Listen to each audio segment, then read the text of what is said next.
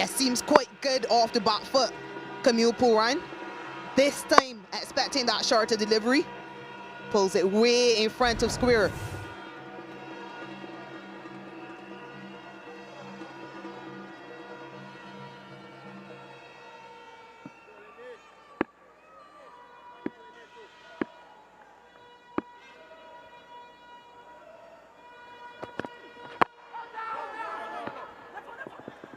Back on that one.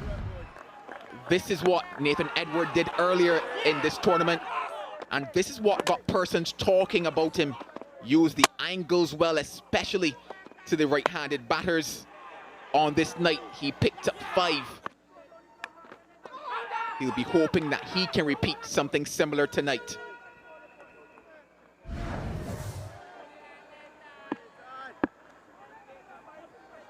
Best figures, 5 for 27, belong to him.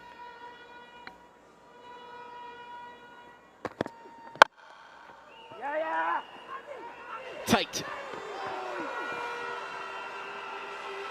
Another opportunity. This time, maybe the best fielder out there in Mahays.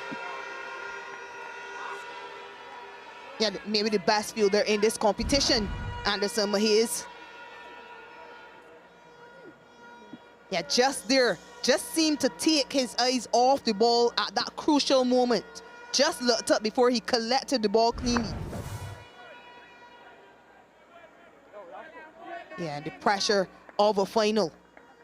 You cannot underestimate the pressure of playing in a big final. Remember, for Anderson Mahays, he's playing at home.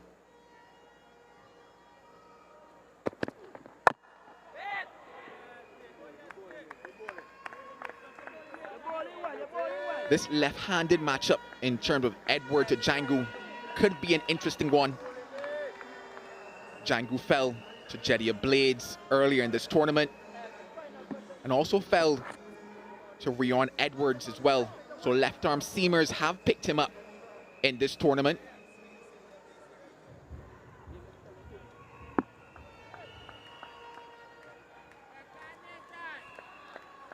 Slight change in field. Slip now goes to mid-wicket.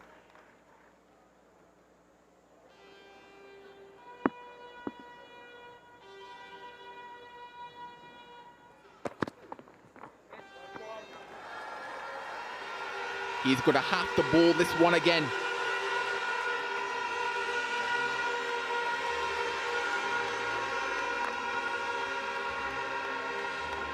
Yeah, we've seen a few mistakes already made by the Thunder. This one too straight. But given the catch that Joe Andrew took last night, you would expect him to stop that one.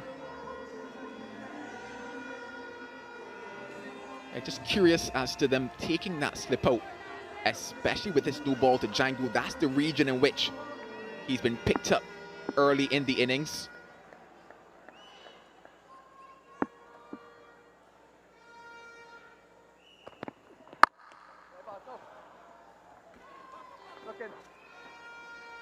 Ends with a dot.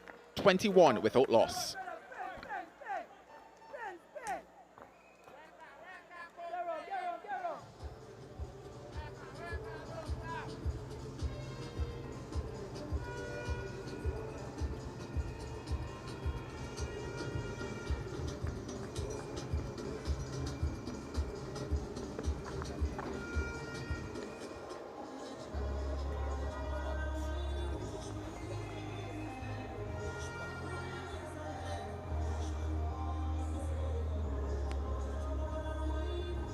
Well, this is what happened less than 24 hours ago. Look at this grab. Oh, super jewel it was.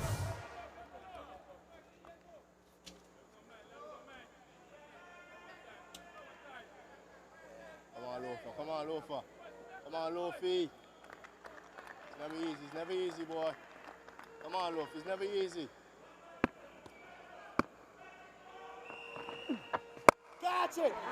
Goes over the infield again. This time not getting the timing. Every run being celebrated by these Trinidad and Tobago fans. It was so good that I saw it on Darren Sammy's Instagram story as well. He praised the young man for this grab. It was special. It was spectacular. Keep it simple.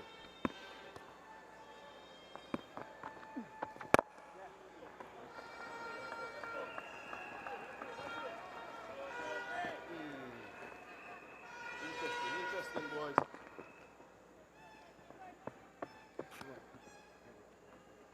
If I think about the colors in the Antigua flag as well, Shakira, they do have red, white and black, but he's missing 2 headbands. Blue and yellow, Shakira. Blue and yellow.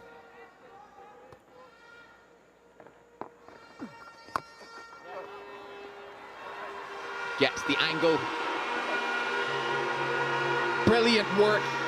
Best fielder on display, Anderson Mahays. Yeah, admits he's not sure, but it's a valiant effort on the boundary.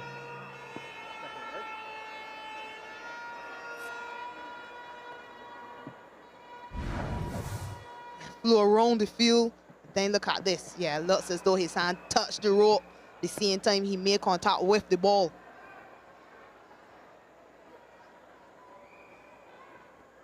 And this will be touch and go. Literally, there's that hand touching the rope.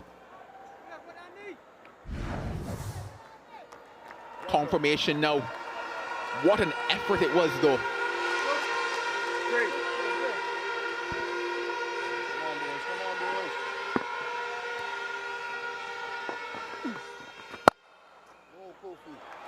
This time gets it through the offside. Django is getting going.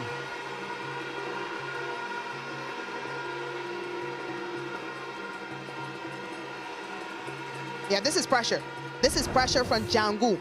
Very much as a result of the shot the ball before. Pulled the length right back and tried to take it wider. Ended up being too short, too wide. Easy enough for Django.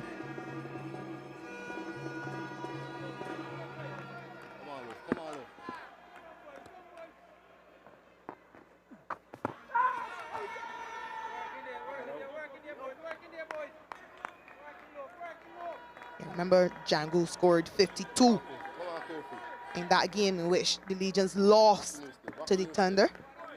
52 off 39 too in quick time. I'm backing you.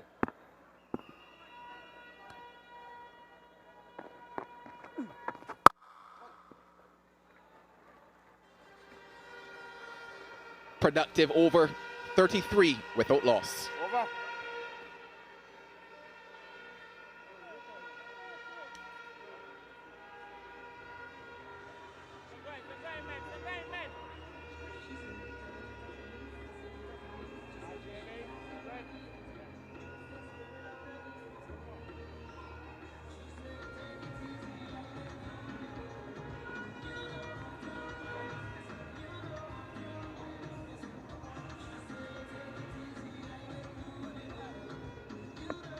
This is the picture of last night. The reason why the Thunder are here.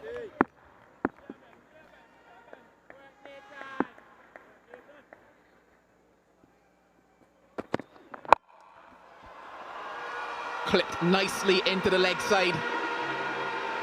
And the crowd comes alive.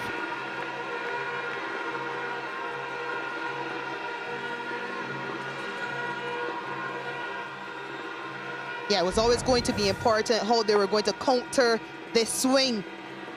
They've opted to advance to him. Yeah, you see that shimmy down the wicket again, trying to get close enough to the ball to negate that swing. It's a sign of a class player.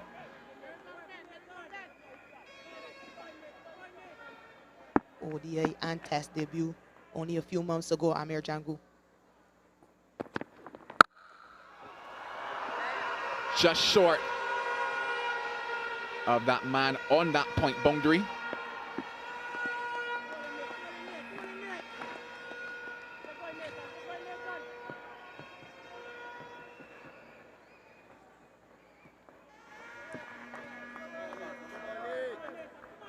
Joel, this will be a test for Kareem Magor in particular. Yesterday, he was tactically very good only utilized 4 bowlers because the bowlers were going well. Tonight, they're being put under pressure. How will he respond?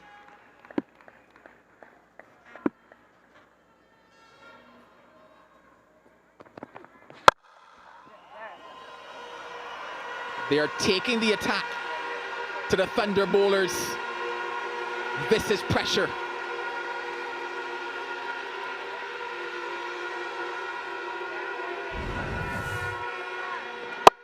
Opting to give himself room and hit against that swing. So working really good for him. Camille Puran, very strong through that offside. Playing to his strengths.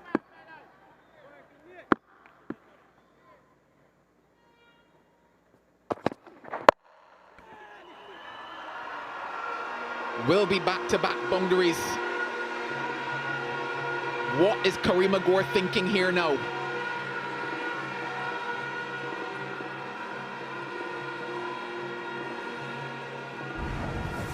Third boundary in the over in just 4 deliveries.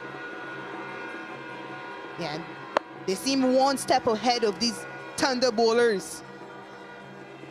Boundary through the offside, follows up 2 straight, clip through the onside.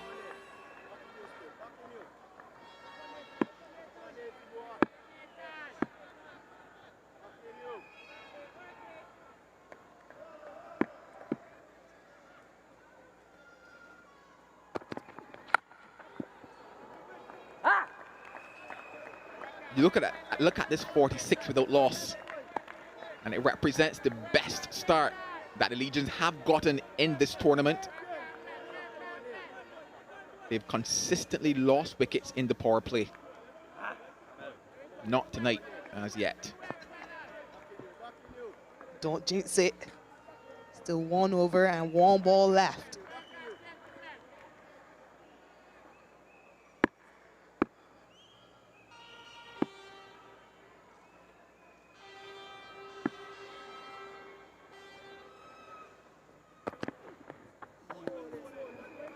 Beats the edge, 46 without loss. They will remember the bat of Amir Jangu because he blazed it against them earlier in the group stage of this tournament. Got himself an elegant half century in that one. And it was one that was brutal as well because it took a bit of time to get himself in. And then it was pure class from there.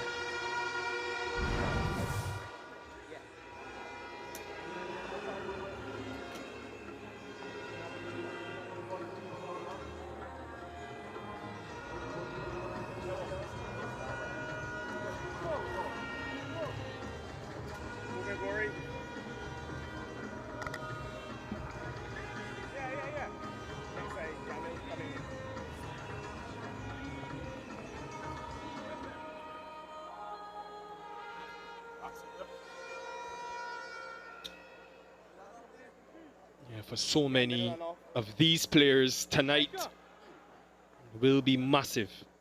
And Karima Gore is at the top of that list, the captain. This is his first time leading any team in his cricketing career.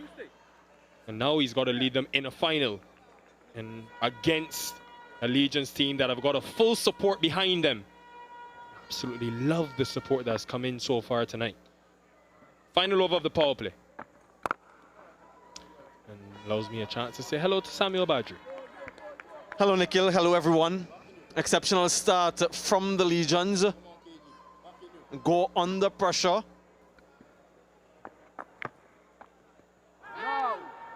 You have to understand that this is what this game is about, and credit must be given to the Legions the way they've came out tonight and played with a certain degree of fearlessness.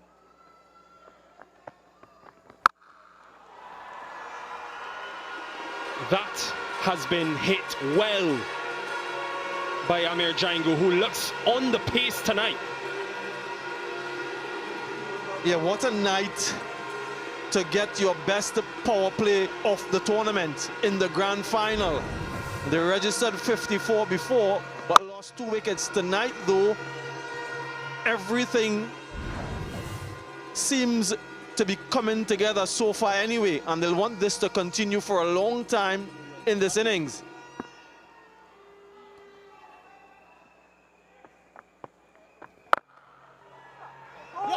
Straight to the fielder. Would you believe it? A brave move by Captain Gore to come into the attack against the left-hander, but the smile is back.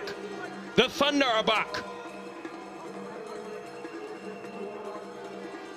That is what you call taking responsibility. The captain bringing himself on the final over of the power play. Usually the most difficult when a team hasn't lost a wicket. A good catch by Mikael Louis. Yeah, Django's innings comes to an end for 23. First one down for 52.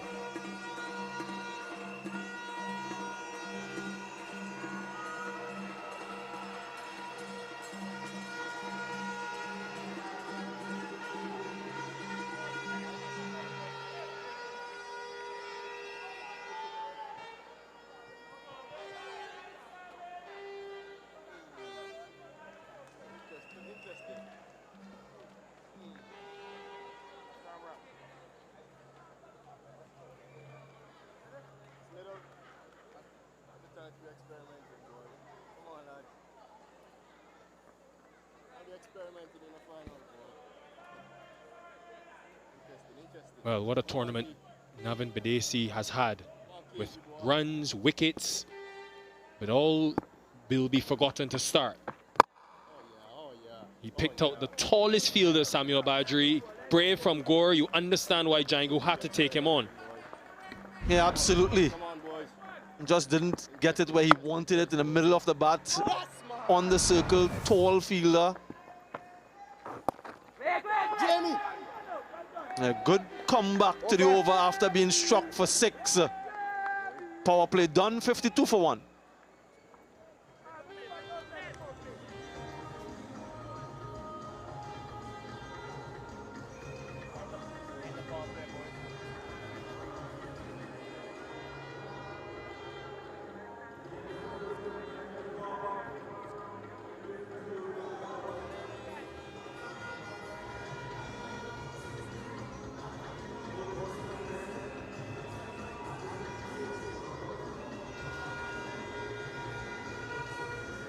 .52 for 1, promising start, but of course Django dismissed.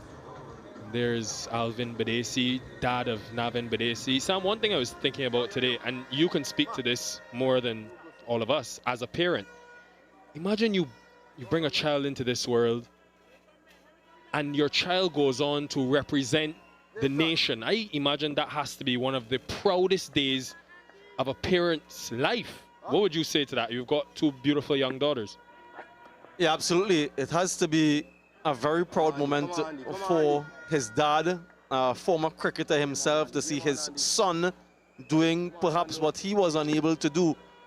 And it's a certain way of living vicariously through your child. Mahesh into the attack. We'll have to re-bowl that one. But yeah, to see your children doing well, not necessarily representing at the national level, but in anything that they do, just to encourage them and to, you know, that happiness factor, that's the most important thing. Catch it out. Carry Mahesh, who was very happy last night with his 4 for 10, is on straight away. And there's a chess match unfolding in the middle, folks. We've seen Badesi come up the order to 3. Come on, man. We're also seeing Mahesh into the attack quickly. Badesi would be here to maintain that left-right combination with the likes of Mahesh and Kareem Agor, the 2 left-arm spinners.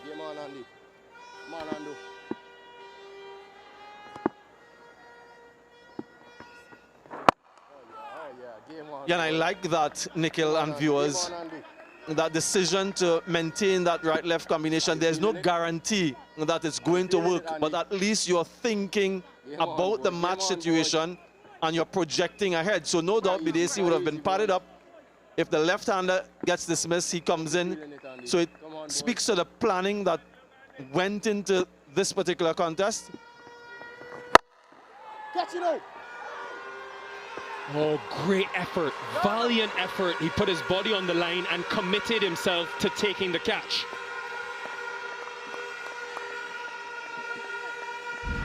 Yeah, that lunge forward, that is quite courageous from Nathan Edward, just there. I think he got there, you know. He might be disappointed that he wasn't able to hold on. But that's the matchup that we'll be looking at closely. How does Bidesi try to take down Mahes? To Trinidadian players as well, so familiarity there.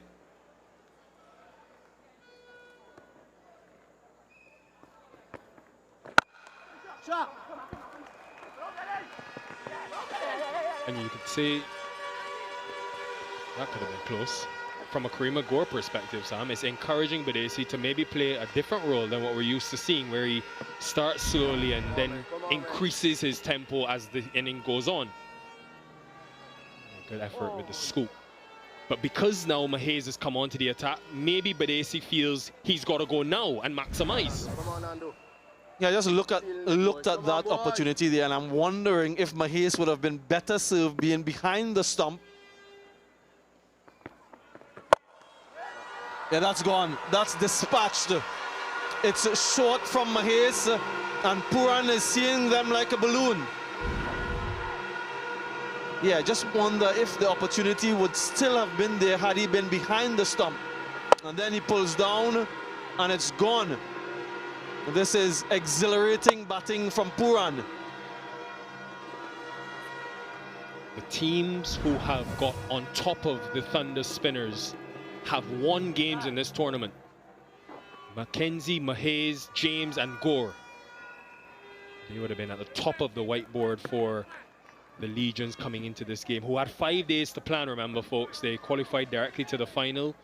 They played a practice game against some senior players, Terrence Hines, Brian Charles, won the game.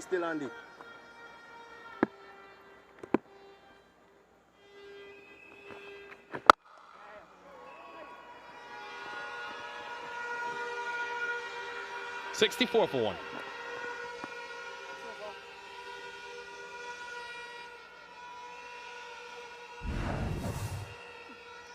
Yeah, electric start from the Legions. Boundary laden. They were looking ominous. Django was clipping them away, and so too Puran. And then after quite a few boundaries, trying to take on go again, found Mikael Louis. The only wicket to fall thus far. Yeah, this is a pivotal moment in the match. Micah Mackenzie into the attack. 10 wickets so far in the tournament, but look at the economy to go with it. Under 6 runs and over. So he's been penetrative, but he's also been frugal. Tied with Jediah Blades, so an opportunity for him now to claim that all by himself. He has a really good googly that he will use against the left-hander predominantly. The field is spread far and wide. 4 of those 10 wickets were against this Legion's team when he removed Django and Bidesi, the 2 left-handers in the order. This is a critical 4 overs rather of Mackenzie to come.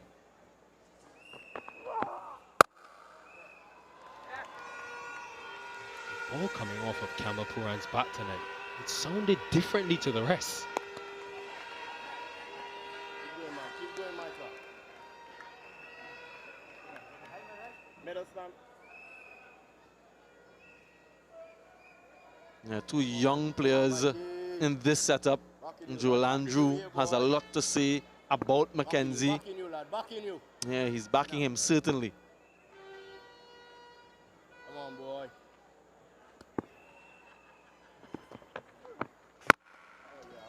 There's the googly. And Sam and viewers, this is Good energy, boy. Mackenzie's, well, not his first finalist. Will be the first match for him on a stage like this. But I remember in 2023, he played for Empire Nation in the Cool and Smooth T20 final. Him and Edward won the tournament, and it was him who took 4 for 16 in the final. there was a sense of belonging there, almost like he belonged and wanted the big occasion. We'll see tonight when the stakes have heightened. Almost had his first, but on the flip side, more runs for Puran.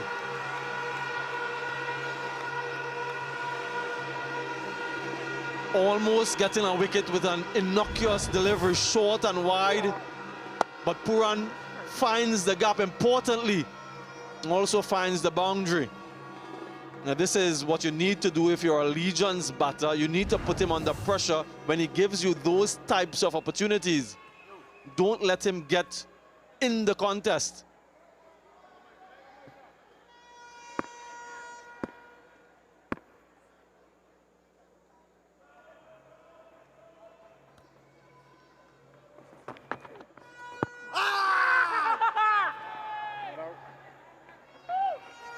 Love his reactions, whether he takes a wicket, whether he misses one, when a decision doesn't go his way. Yeah, so much of this game is played in the head. Yeah, he was convinced. Yeah, confidence is such a huge part for a wrist spinner. And if your first over goes well, then generally it sets the tone for your spell. If your first over goes awry, then you're always trying to chase the game. So the first over of a spell, particularly for a wrist spinner, is such a critical one.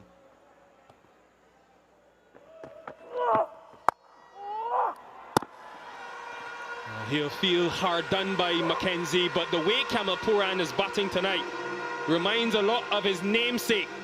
74 for 1. Mackenzie will be hoping to revisit memories from earlier this season. Yeah, look at that. 4 for 25 from 4. The googly was working. The leg spin was working. That is sort of the memory at the forefront of his mind that he'll be looking to replicate tonight. This is the big occasions, and no one is going to give anything to you easily. Chase down that 151 quite comfortably in the end. 3 overs remaining. The Thunder, can they restrict the Legions to somewhere in that vicinity? Well, they've already raced the 74, and it's only the 9th over now.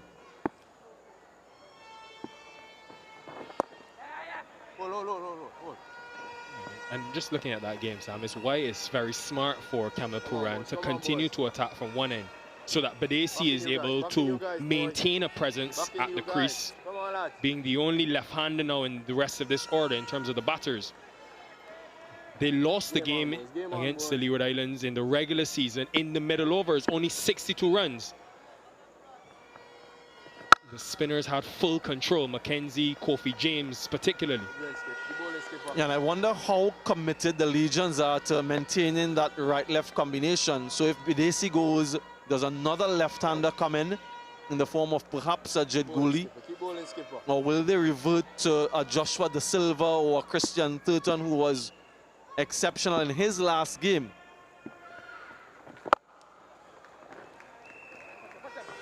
And then exactly what is the role of Badesi? How does he play this?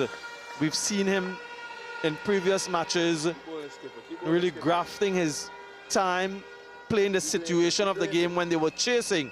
Now they're setting a total. How does he go, knowing that they're only 1 down?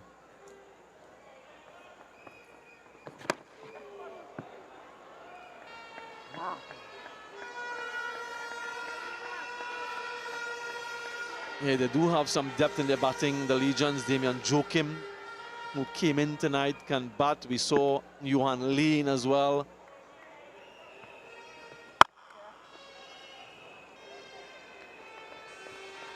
Uvaya, so all of the players can contribute with the bat. What are they thinking though? And who's spotted up to come in next?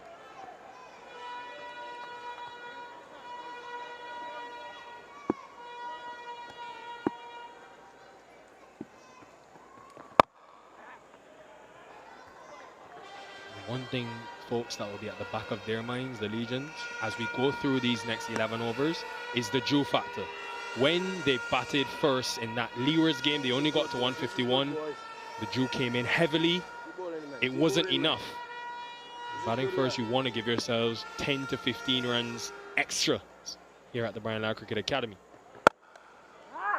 It's been a humid day today, so maybe the Drew will set in. Time will tell. 81 for 1.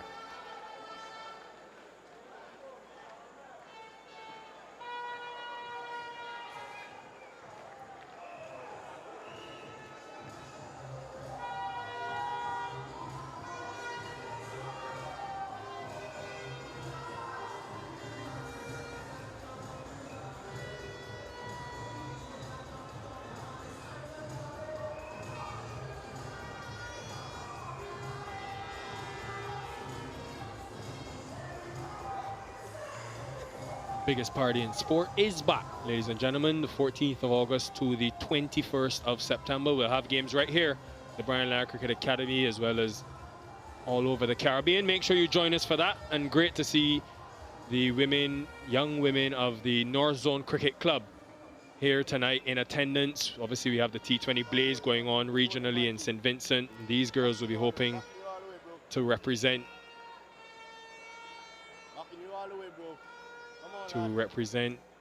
the Trinidad and Tobago team one day.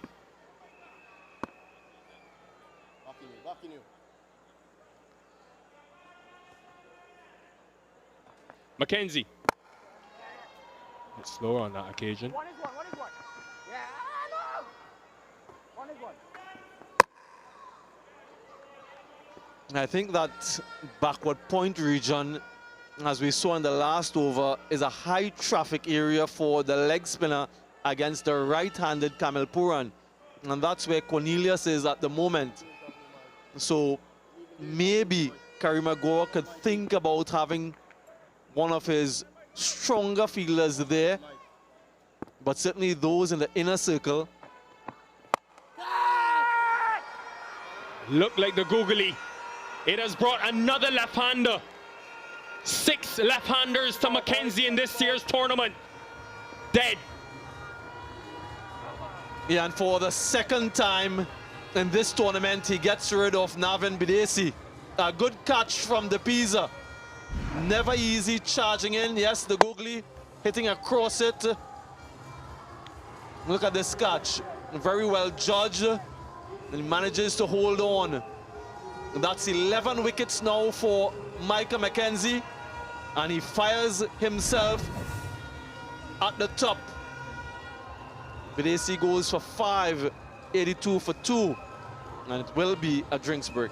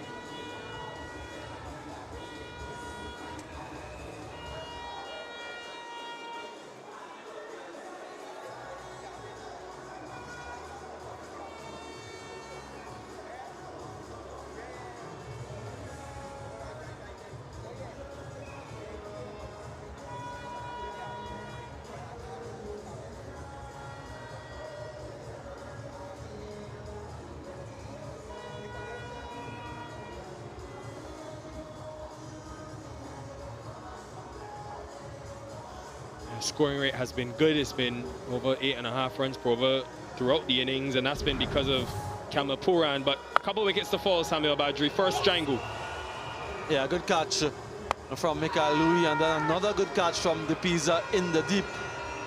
Micah Mackenzie is such an impactful player for the Thunder.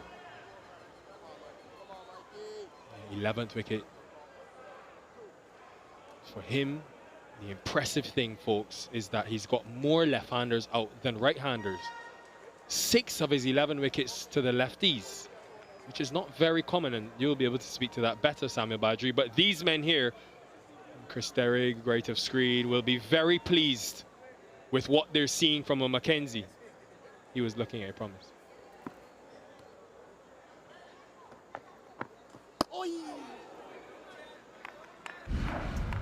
Right, a bit earlier, we had the president of Cricket West Indies as well as the president of the West Indies Cricket Umpiring Association signing an MOU. Happened here at the Brian Lara Cricket Academy. Very important that the game is grown in all aspects.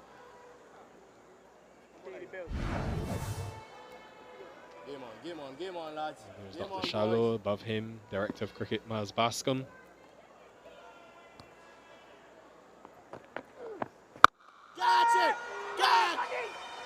And straight away, Gooley comes, Gooley goes. Bring out the gun again, dead.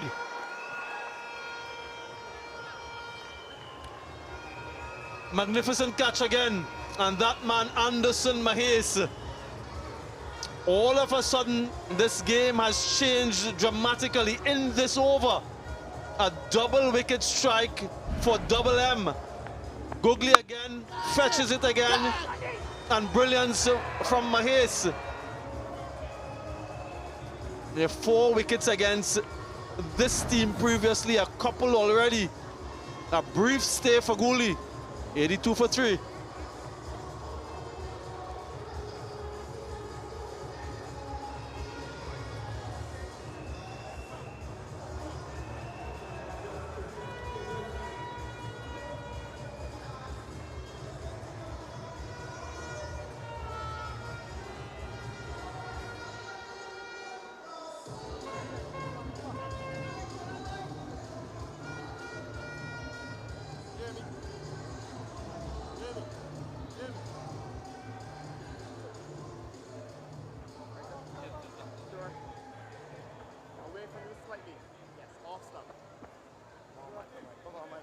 Christian Thurton, who blazed the 50 in their last game, the Legions, at number 3, mind you, in at 5 tonight. This man is a game changer. 3 to 5 now, boys. Interesting, boys. Come on, lads. Game on, boys. Game on, boys. Now the pressure, all of a sudden, a tense atmosphere. Crowd has quieted down. Power of wickets. Another googly, a googly to remove Gooley. Yeah, top class bowling. His control, his decision making has been good. And what I like from Micah Mackenzie, not only does he get you wickets, but he really gives you those loose deliveries. And what I like from Karim Agor, he has a short mid wicket, no easy singles for Christian Thurton. What a game we have, and what an innings we have planned, folks. Next 10, 82 for 3. Keep it there.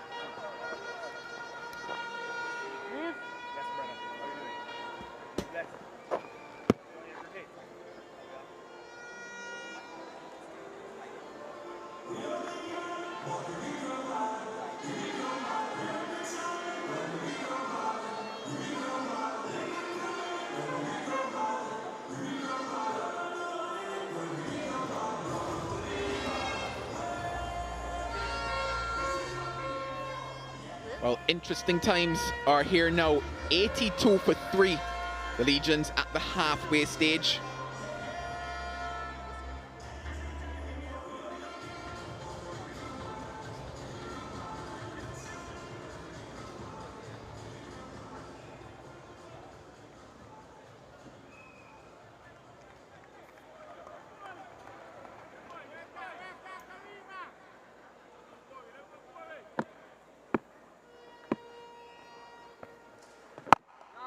Good work, go. Good work, go. Game on, boys. They've Game on, pulled boys. themselves back Different ball game now. into this Different ball contest game, boys. allegiance. Different ball game, boys. Come on, lads.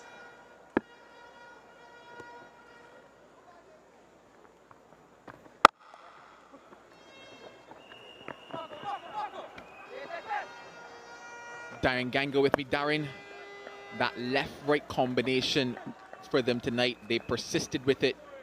Your thoughts on it tonight, Darren? Keep going, boys. Well, it's an option, but it is an option that should be used based on the conditions. The effectiveness of a left-hand, right-hand combination is more impactful if the wicket is turning and allowing spinners to dominate. Come on, lads.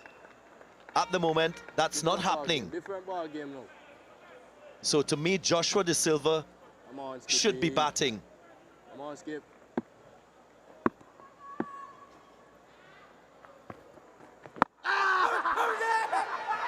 Oh, yes. More celebration. This time the captain does it. As adjacent as you will get. The tide has turned. Pendulum swung in favor of the Thunder. After a very good start in that power play phase, they've roared back with 4 wickets, this being the last one. Another one goes for the Legions, 83 for 4.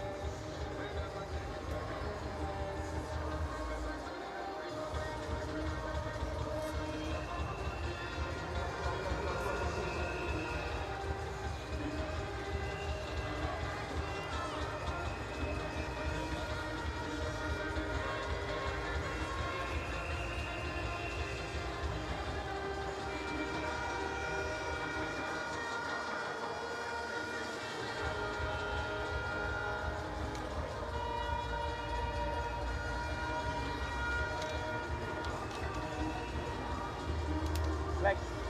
Leg. Darren Ganga said he should have been here a long time ago. Here is Captain Joshua De Silva. Open to 6, boys. Interesting, interesting, boys. Interesting, G. Come on, Karima.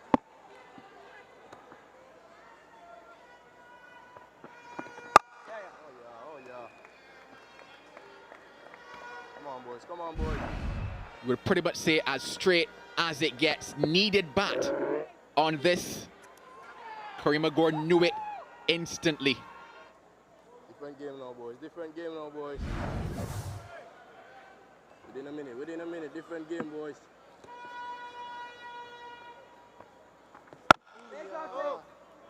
Joshua De Silva batting at number 6. Me like it, bro. Me like it. Should be a worry for many of the Legion's fans. Of course, you have a skipper who is Come on, KG. one of the contenders for that job as captain of the West Indies Test team, someone with great experience. Now entering the fray, not ideal for the Legions. 11 gone, 84 for 4.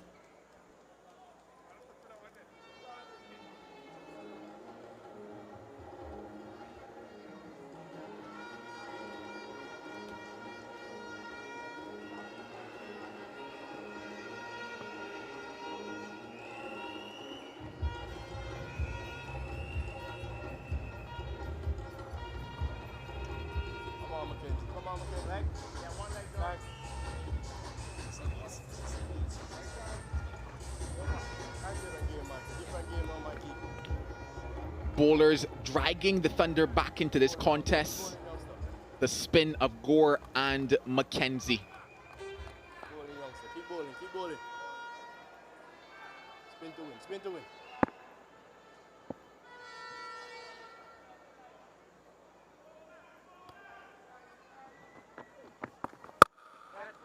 Once. You wonder, Darren, when you think about the position that he's batting here now at number 6. Lowest in the competition. You look at the runs that he's gotten, and they were at the top of the order. That 68, that 31, that 15, the 3 times he opened batting. Yeah, for me, it's about quality. He is one of the best batters in this Legion side, if not the best batter. And we're into the 12th over, and this is where he arrives.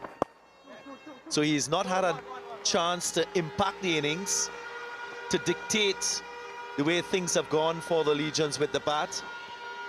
Now he's in a situation where he has to respond to a little bit of a crisis.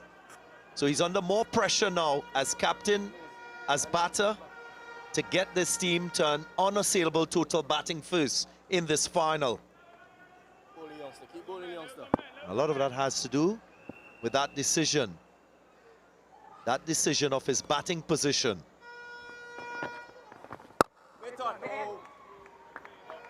So again, I just want to make the point. You often hear commentators, coaches, captains talk about having your best batters face as many deliveries as possible in a T20 game. Tonight, isn't that applicable for Joshua De Silva?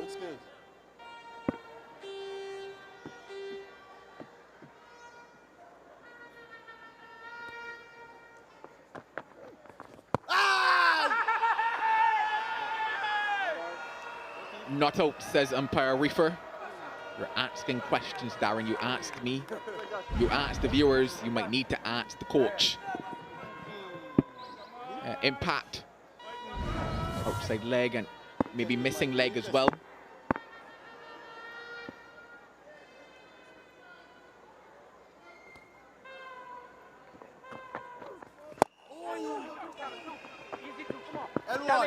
Nice. Single, a little bit of a hesitation there. Luckily, Joshua De Silva opted to stay with the single. That's a real mistake. A mistake that can be costly for the Thunder. No ball and now a free hit. Just over that front line, Mackenzie. There's not been a boundary for some time. This presents the opportunity.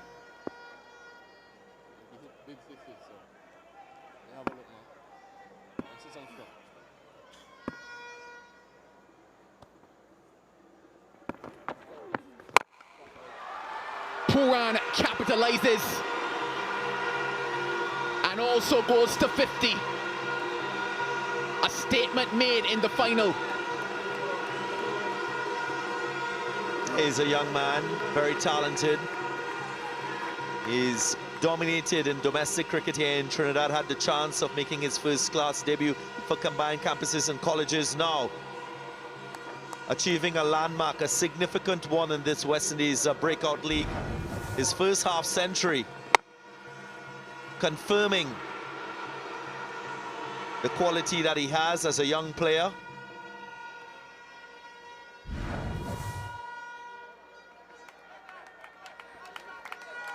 They will need him to keep going, given how easily he's been playing in the middle. Come on, Mikey. Come on, Mikey. Come on, youngster. Come on, youngster. Keep bowling.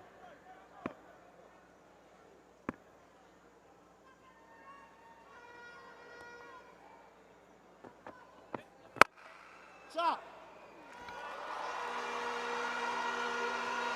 Ends the over with 10.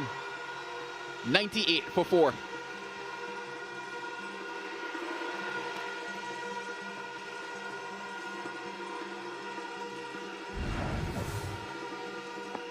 Yeah, looked as though that was googly. And Puran just opening up, finding the gap just to the right of that man in cover. And left of long off.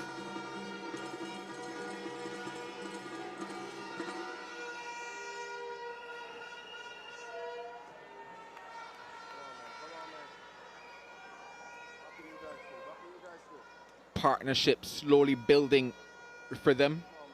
The last 3 overs, 17 runs in them. Oh, it's packed. Hey! Hey! All of that support for the Legions.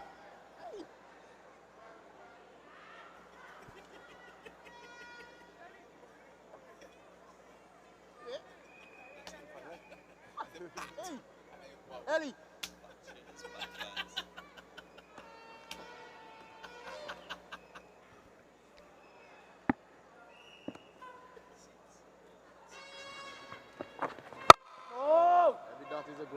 that is a good one. Sorry, come on, Ahmed. Had the chance to look at the surface before the start of this game. Again, it's a pitch being used Every dot is a good one. Every dot is a good one. on consecutive days, so you expect that there will be a little bit of wear and tear. That's good, KG. That's good. Haven't seen a significant amount of turn in the eliminator match in that first, and then the ball spun a little bit because of the preparation moisture. Haven't seen any threats from the spinners. Two is the call, but won't get it. The Pisa quickly to that one. I'll ask you here, Darren, he usually takes time to get in. Come on, man. How much time can De Silva afford to take here tonight? But he can't take a lot of time. He has to try and bat with a strike rate. What we've seen from him all season. Before this innings, he struck at 149. One of 4 players with over 100 runs in this Legion side.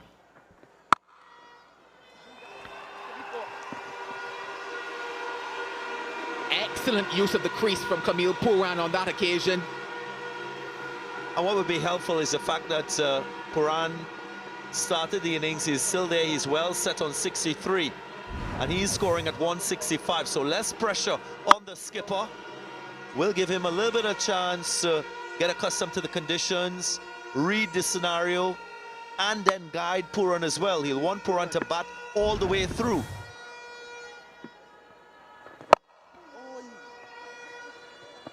Threw the shot too early. But he continues. How deep can he take it? Playing a similar innings, funny enough, to Joshua De Silva when he opened in those 3 matches that we mentioned. Backing you still, G. Backing you still.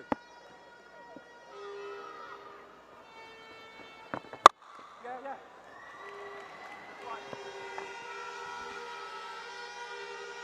105 for 4. Well, he's dazzled with his innings. A little bit of magic from him. 64 at the moment with his punctuation of boundaries. 3 6s, 7 4s. Always easy on the eyes when he's at the crease. Packs a punch too, though. And if you know Camille Puran, he's a gentleman. Top-class young man. Very courteous. Very much a student of the game.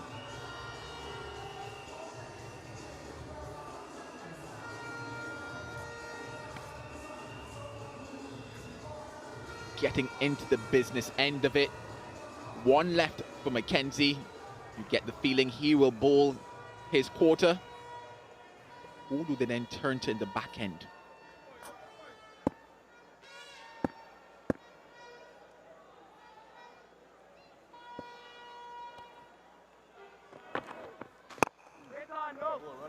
That's a much better length. What we've seen generally from the spinners, maybe apart from Mackenzie, generally speaking, their lengths have been a little too short on the surface.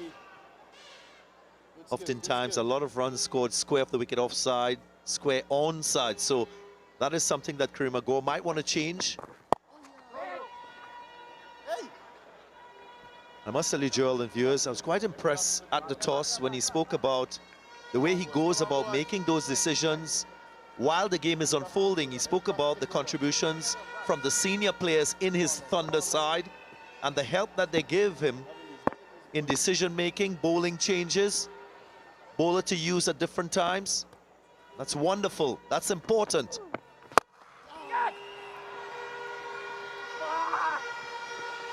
You heard a loud noise coming from De Silva there, and it's because he's struggling to get going at the moment, and this is what happens at the back end, Darren. And the ball is getting older too, so it will become tougher. Not easy for a new batter to come straight into the middle and just start striking at 150 plus. Often see that with finishers, and Joshua De Silva is not technically a finisher in the T20 game.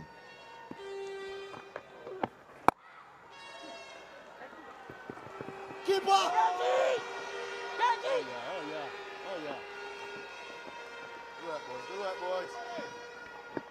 You think about it, Darren.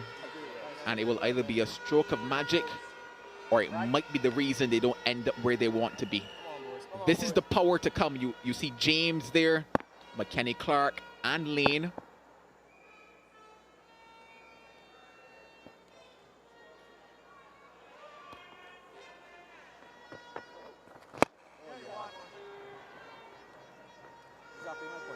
Good effort, youngster. Good effort.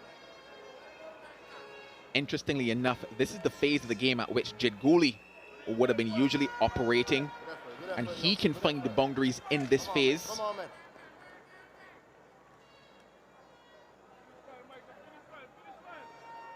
Good work, Michael. Good work, Michael.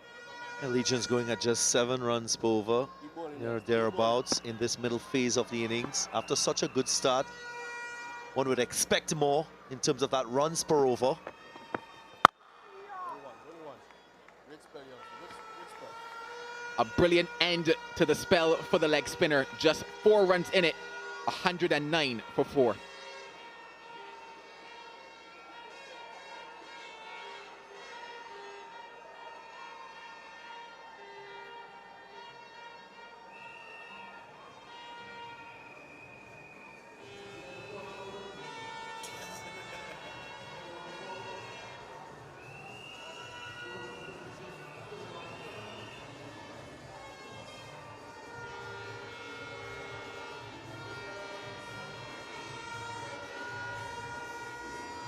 Six overs to go, Darren. Where do they go from here? What are they targeting from here? They need 10s. That is what will be on the cards. It'll get them to that 170 marker. Legion should feel comfortable with that type of finish. It won't be easy though. It's the final, of course, so this Thunder team will give everything they have with the ball. Felt that they had a bit of advantage with the toss. This man on screen elected to bowl first, and that is something they've done all season.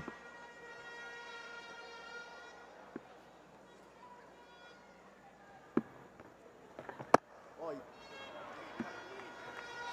You maybe understand what he's trying to do at the moment. To the leg side is with the wind. Keep going, Andy.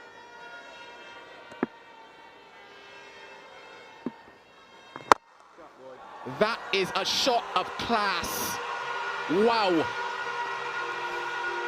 We've seen it a few times from Kamel Puran in this innings. Twice it has gone over the boundary line. Like on this occasion, that's quality. High quality power with good technique on display.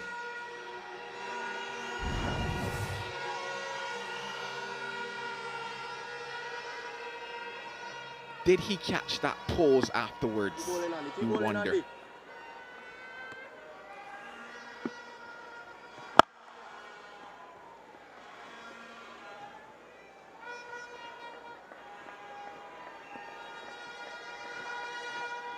Keep bowling, Andy. Keep bowling.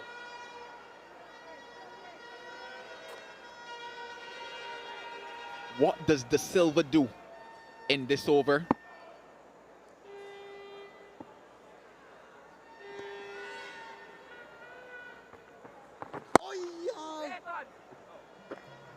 Well, what he wouldn't want to do is to increase that total dots that we've seen now, 37 in the innings with 5 overs remaining after this over.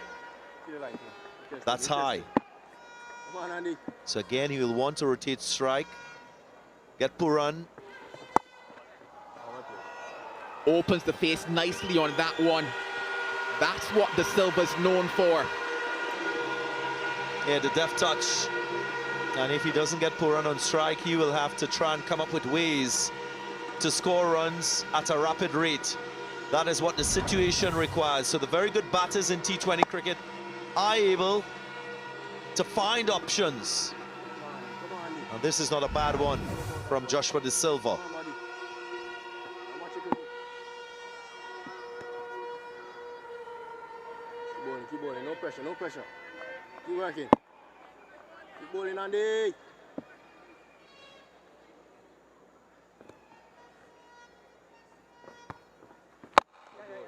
Oi. There was that exaggerated step across from Joshua De Silva. Appeared as though he was thinking slug sweep, going leg side, just trying to cover the line of the ball.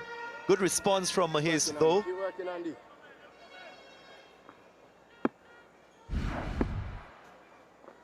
Yeah, there it is. Back leg going across. Catch it. The magic of Mahiz gets the big wicket of Camille Puran. What does that mean for this contest? Well, it's a dismissal of the set batter, the batter who was dominating in scoring for the Legions. It will now put pressure on Joshua De Silva and the batter to come. Not a very, very special delivery, but Puran just choosing to go across the line when he should have considered straight.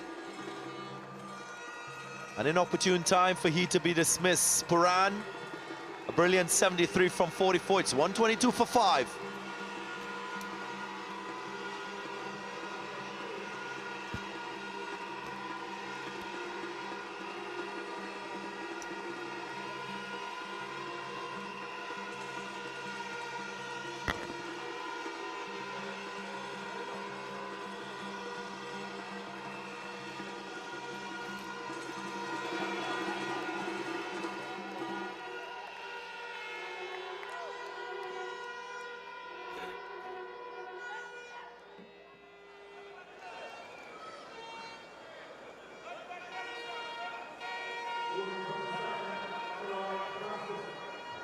New batter for the Legions, the man from Tobago, Joshua James. Yeah, he sparkled early in the tournament with his power hitting. He has an opportunity now with a very good foundation to finish off the innings in a flurry. Still 5 overs though, and we'll be seeing Francis tonight. Yeah, lots of variations from Francis. He's bowling from the southern end. 13 runs in the over up until that point, looking to get more. But an outstanding innings nonetheless from Camille Puran. Really making a statement on the biggest night of all. Francis.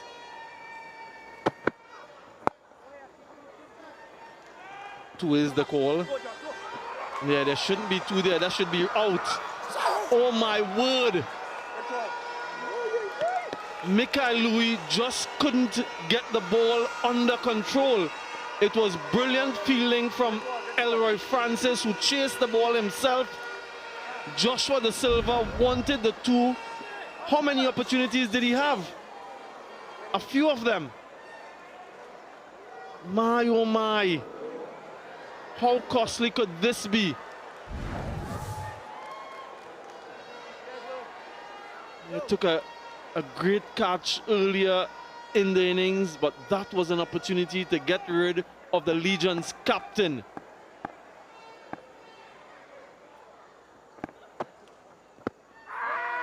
Going down the leg side, Shakira Selman, this opportunity. What do you make of it? Yeah, it could be costly. Really good from Elroy Francis to hustle and get the ball, get it out of his hands quickly. But composure. Needed to keep his composure, Mikael Louis. That's a key wicket. Dismiss De Silva, and you think you're really in the game. Yeah, you saw Joshua De Silva almost consigned to his fate. He gave up. And then he saw the fumble and made his way back. There are no secrets as to who they are supporting. They've come out in their Legions tonight. Can Joshua James get going? The 2 Joshuas out in the middle. This is good though from Francis. some slower deliveries to start off his spell. He can't get too predictable, can he, Shakira? Now, doesn't want to be lined up, but it's what he does so good at this phase. Yeah, disappointed. He says they're leg cutter. These youngsters looking on, and only from the Legions, but also from the Thunder players.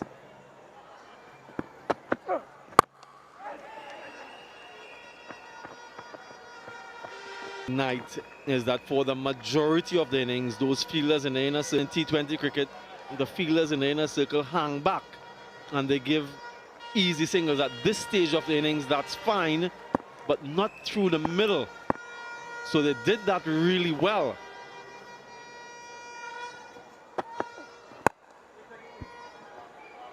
What a start from Francis. Just 2 runs coming from the 16th.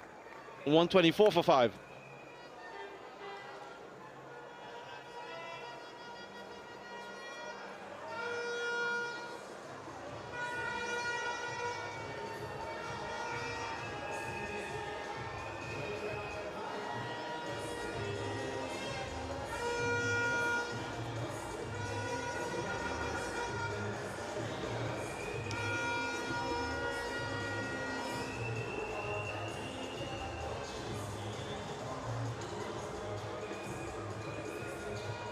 The hierarchy of Cricket West Indies in tonight, looking on at the final, perhaps looking at the next crop of gentlemen to represent this proud cricketing region.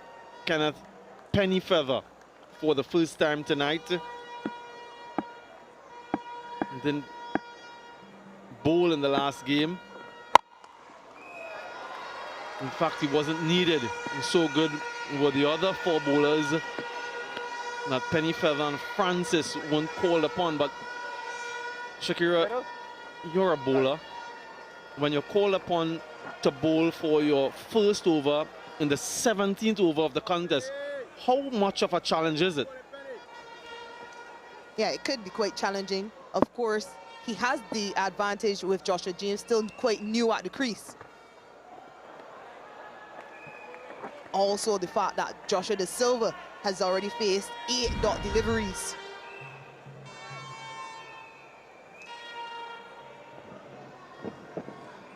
Yeah, quite rhythmic bowling action. You know, at this phase of the innings, he's looking to bowl primarily slower deliveries. But he doesn't want to get predictable either. Legions would have come into this game expecting those. I have another technical question for you, Shakira.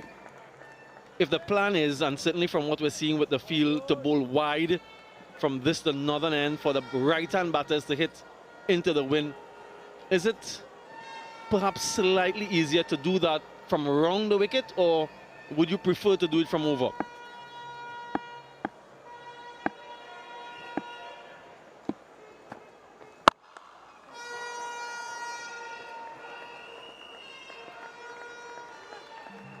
I think it's a personal choice. Personally, I would have preferred to bowl over the wicket because that's what I practiced. It's something you have to practice. Not very easy to show up and just bowl around the wicket.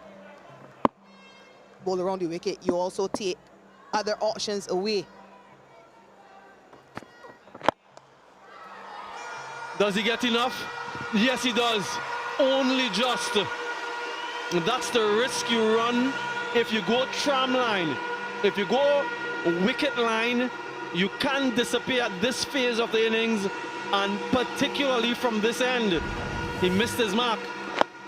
Yeah, gone away from the plan. That was not the plan. 3 deep on the offside. He's supposed to go to that wide line.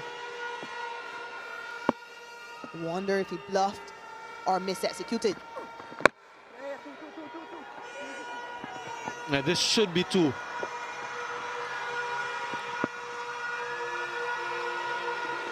Well weighted, perhaps, by Josh De Silva. Maybe not intentional, but gets the double.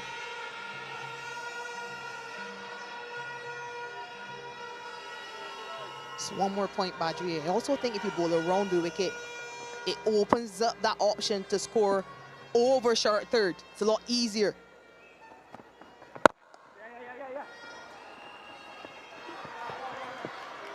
Series of slower deliveries from these two. 13 from that over, 137 for 5.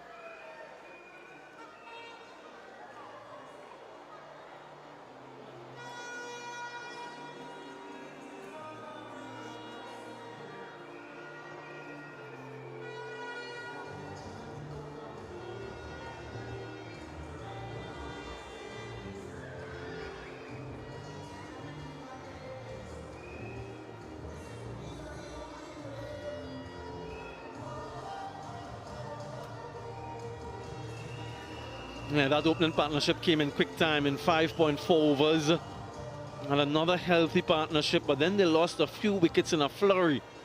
Da Silva and Puran restored some respectability, and now they're looking to finish off strongly. Francis, again, will he continue and persist with those slower deliveries? This time into the surface. Goes for 4, it just slides across this increasingly wet outfield.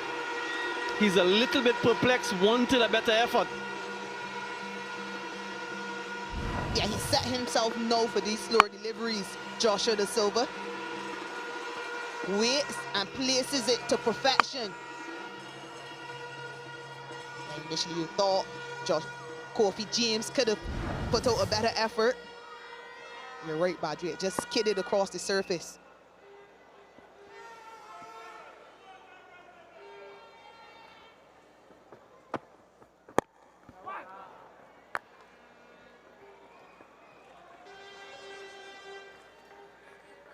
Yeah, the earlier game, the group game between these two teams, the Legions made 151 and the Thunder were able to chase it down. And that was their highest chase of the tournament, with a score closer to 170. In a final, remember that, scoreboard pressure, due or not, it's not going to be easy. And so these final few overs, very crucial. Smashed, absolutely smashed by Joshua James. That is just a glimpse into the power that he possesses, and now they're questioning the number of fielders outside the inner circle. So perhaps this is a no ball. In fact, it is. So very good match and situational awareness from Josh Da Silva. And disappointing from Kareem Ago, but not only Kareem Ago, everyone on the field must take responsibility. This is a basic law. Yeah, seen enough, Joshua James. But you can see immediately after he struck the boundary, him and Joshua Da Silva pointing out that there were 6 fielders outside the boundary. There's the indication of how much dew there is, in fact, out there. Thanks, Kirby. Yeah, free hit coming up.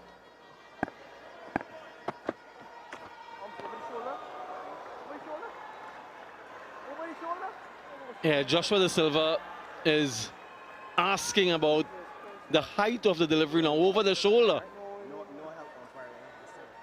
Oh, very good from the umpire. He just quietly says to Joshua Da Silva, we don't need your help to umpire.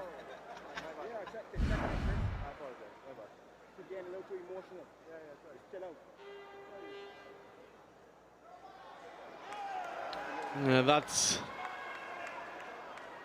legitimate.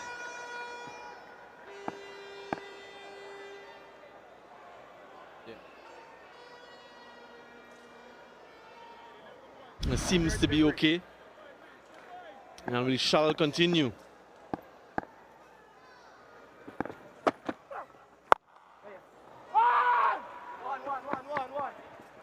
Just a single. I suppose the Legions will be looking on to Shakira as to what type of delivery has success on the surface. And that is one thing that the better teams in world cricket do. They learn from even the opposition and what has gone before. So they glean that information, they process it, and then they use it to their advantage. Yeah, so important. And you expect that Riyad Emrit, who was a bowler, would be talking to the bowlers from now.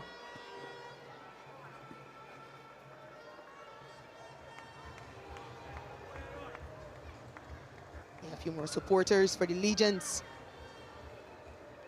Sure, they're happy with the way the Legions have recovered. Still have 13 balls, right? If it's not dead, not dead. Still have 13 balls. Just be smart.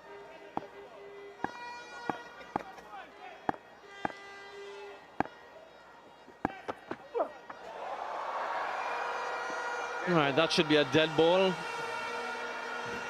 We've seen some batters in the past chase towards the ball and look to smash it. The Trinidad Tobago Deaf Cricketers Association, they're here in the house looking on. All the best to you gentlemen whenever you play next. This perhaps is the best indication of the dew factor out there. Don't see him with a rag though, or a towel. Can he close off the over? He can. Expertly done by Francis. 149 for 5.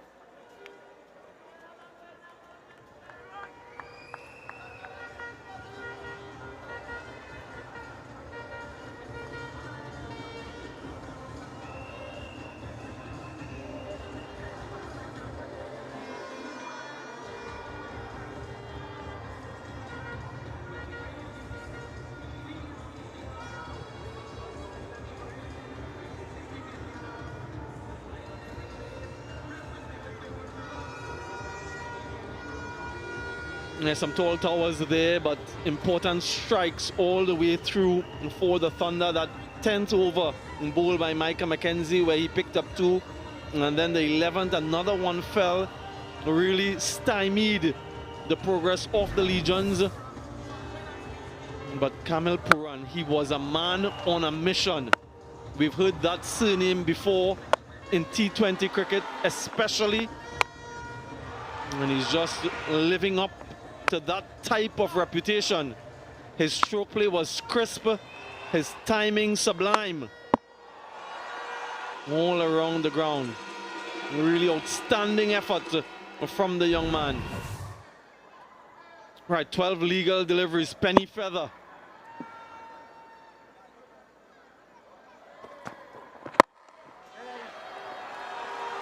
Good placement. Really good from Joshua Da Silva. Even though there are lots of fielders in the offside, he still backs himself to find the boundary. Yeah, exceptional. Hitting the ball through the offside because it was so wide, but backing himself to find the gap.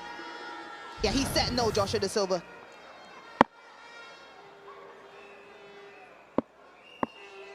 It must be so difficult when the batter knows exactly what you're going to do. So you need to execute spot on, because if you don't, you can travel.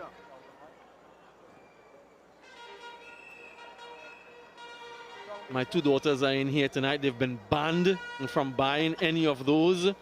Even if they buy it, they have to leave it at the stadium. It doesn't get to the car. They have to leave it here.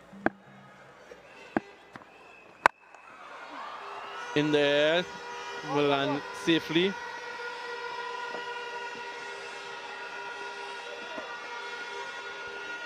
Come on, Badri, they may want to go home celebrating if the Legions go on to win this game.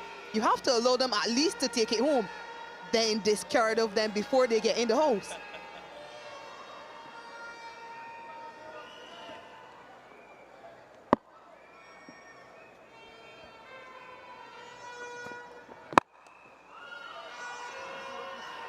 What a shot. There are 2 fielders there in the deep.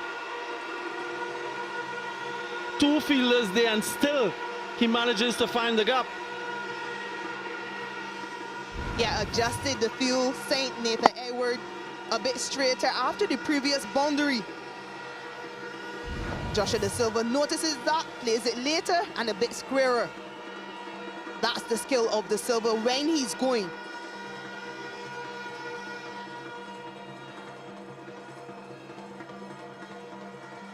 Yeah, there's a meeting now. 3 fielders in discussion. Mahez and Kofi James with Penny Feather, and there's a change, so you'll have Michael Louis moving squarer. One of the fielders in the deep coming straighter. Couple critical deliveries left, 10 from the over so far. Once 2 again, Penny Feather chases himself. It shouldn't be 2, isn't.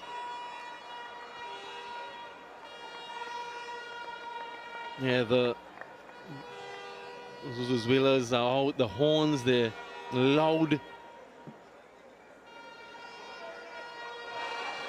Yes, they've been banned. You can see that they don't have any in their possession. In fact, I didn't give them any money tonight because they'd be tempted. So just look at the cricket, internalize what's happening, and I'll ask you some questions later on. Wow, that is massive from Joshua James. Again, he goes straight, and again, he's punished. 201 tournament sixes, 166 for 5. Yeah, destructive. Joshua James. Second time he's gone straight, second time he struck for a maximum. Gone away from the plan again, and again he pays.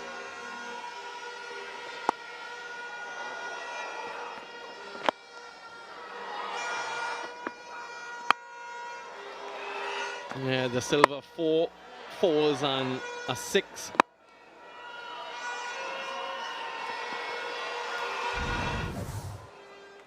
Yeah, he's been good.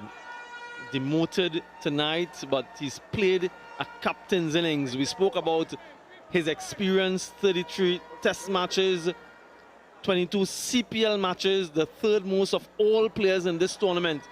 And that experience comes to bear in a massive way tonight on the biggest stage of all in this tournament. Final over, Francis.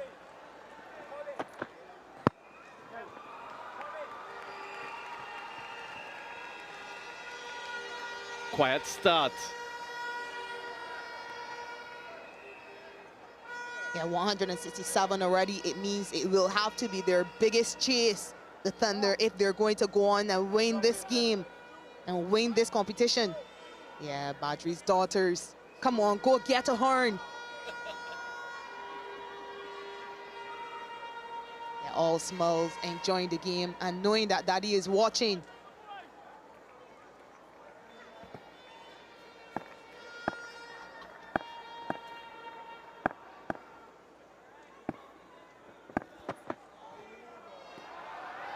Yeah, this is what pressure does, and power.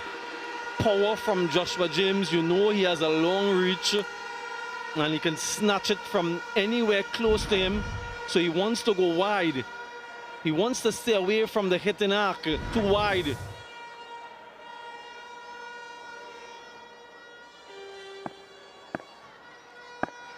Clear thoughts, commit to the plan. That's what he should be thinking.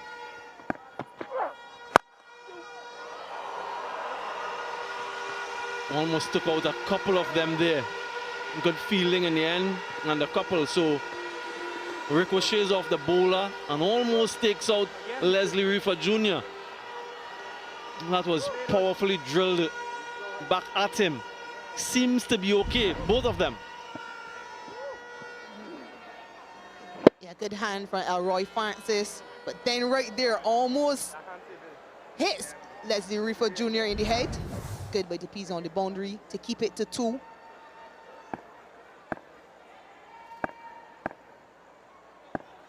Got a little straighter on that occasion. Does he go wide again?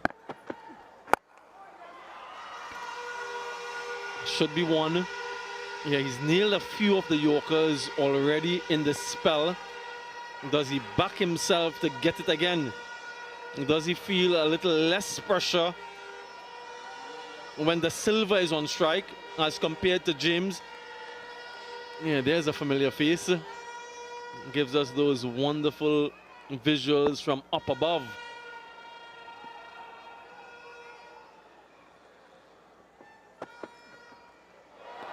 Yeah, that's too short, too high, and wide.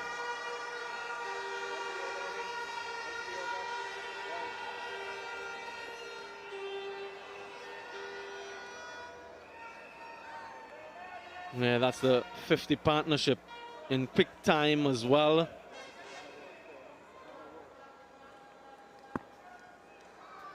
Yeah, family members, not only the players.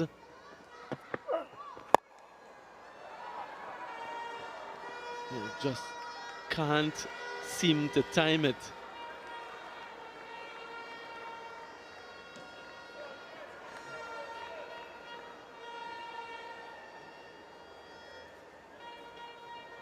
A couple of ways in this over, but still only going for 7 runs. Elroy Francis, not yet a boundary. He's been exceptional with ball in hand in this phase under pressure. He's given himself a few options. Yorker, short ball, slower delivery. Good, really good. Should come back for 2. Yeah, he was quite wide. Joshua Da Silva is thinking 3. Yeah, what a difference a night makes. 24 hours ago, the team batting first was shut out for just 69. Tonight in the final, 175 on the board. Can he finish off with a boundary? 180 plus would be the target.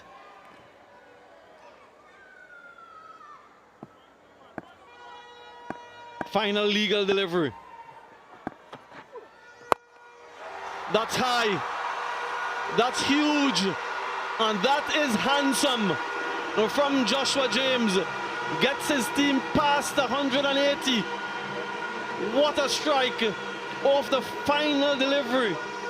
A real exclamation point on this innings. And the flags are waving. That partnership, 59 of 34. He's not able to bowl Joshua James, but his power hitting so crucial and critical. It will require a mammoth task by these men, Kareem Agho and his team, to get to this total. But it was a splendid batting effort from the Legions. They just need to maintain their composure and understand that this game is far from over. 23 and 73. The top 2, an opening partnership of 52 and 73 from Puran. Wow, what a knock that was in this final. Joshua Da Silva and Joshua James, the Joshuas, 40 and 26 unbeaten. Yeah, half-century partnership to start with Django and Camille Puran up top with boundaries. 52 off 35, 30 for the second wicket. But then it was that final partnership between Joshua Da Silva and Joshua James. 59 of just 34 deliveries, getting them to 181 for 5. Yeah, a couple expensive bowlers there, but Micah McKenzie stands alone at the top as the highest wicket taker in the tournament. A couple wickets for the captain, Kareem Agho, who took that responsibility in the power play and beyond. Let's head pitch side where Joel Manning is situated. Camille Puran here with me. Camille, give me the emotions of watching that last ball sail for 6. That was amazing, to be honest. I really enjoyed it. I mean, that's give us the confidence to go back out there and do the job. Yeah, how big a moment is this for you to be playing in this first final? To be honest, it's amazing. I'm very thankful. The atmosphere is amazing. The fans come out here and support us, so let's go out there and give them what they deserve. Yeah, that's 73 tonight, your highest of this tournament. How do you assess your batting performance tonight? To be honest, I just went out there fearless. You know, I didn't really have a target. It's just bat the bowler's merit and just was aggressive. And I know once I get a start, I know what I could have done in the end. The wickets were falling around you in that innings. Did that have any kind of an impact on you mentally? It did at that point in time, but I know once we build a partnership and Josh walked in, I know that we could have reached the total that we have. Final one for you here. What would it mean to you if you guys won tonight? It will mean the world to me. You know, it's something that I've dreamt of. And this is something that is amazing, the Breakout League. Never give up. You don't know what the future holds. Well, Camille, all the best in this one. Thank you very much. Yeah, breathtaking knock from the young man, and it got his team up to 181. It means that the Thunder will need to roar to get to 182 to win this one, the chase on the other side.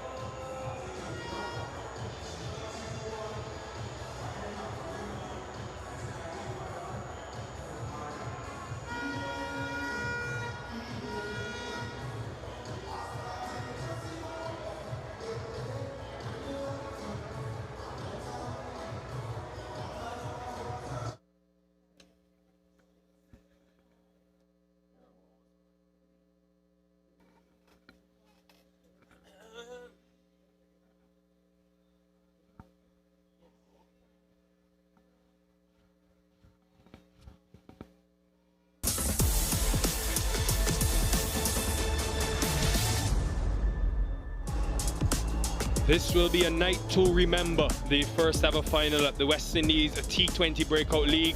Who will be champions for the first time? Will it be the Legions? Will it be the Thunder? The Legions will certainly feel confident after the first 20 overs, thanks to a half-century from Camille Puran, but also impact from De Silva, the captain, who changed his position tonight, and Joshua James. Camille Puran got 45 early in the tournament. He was in and out of the team, but tonight, authoritative, confident, with flashes of his namesake, Nicholas Puran, in some of those strokes. But he was exceptional, giving them the start in first against the pace in the power play, then against the spin. in the middle overs. 7 boundaries, 4 maximums. Look at that extra cover drive. It looks very similar. Valiant effort from Puran. Yeah, critical partnership of 52 to start.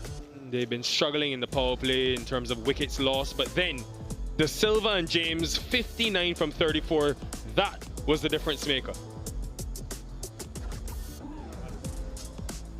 Yeah, Captain Joshua De Silva, we've seen him open the batting today. We saw him come all the way down at number 6. But started slowly, was 12 off his first 16 deliveries, and then was able to pick up his tempo and find a bit of rhythm later in that innings. They got 57 off the last 5. He was a big part of that. Yeah, bowling options for the Thunder. He tried a few. Kareem Magor, he himself, brilliant tonight. 2 for 22 in his 4. 2 for Mackenzie, the leggy again, who's got the most wickets. And then 1 for Mahez. No wickets for the Pacers, who are expensive. Right, to be the first ever champions of the West Indies Breakout League, the Leeward Islands Thunder will need 182 to win from the 20 overs. The next 20 overs will determine their fate.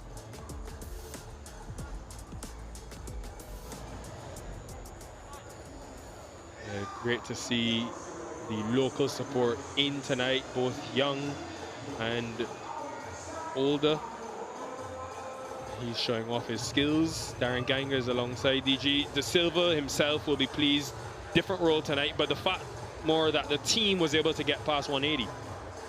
Yeah, when you looked at what has transpired in this tournament at this venue, about par is 160, so batting first, getting to 181, you'd think is above par.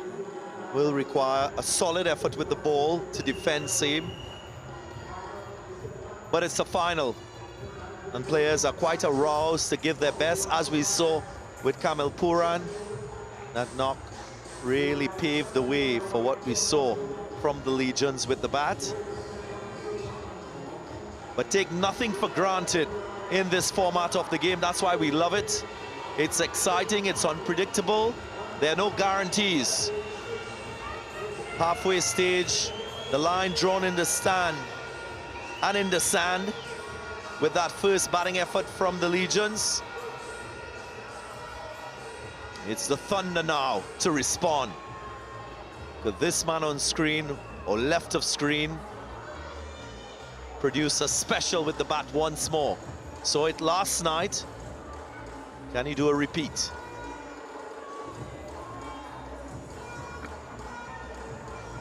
Kofi James,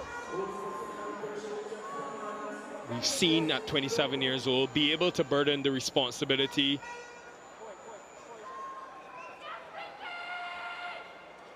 of carrying this Leeward's batting lineup. And another move of the chessboard, or chess piece I should say, by Joshua De Silva.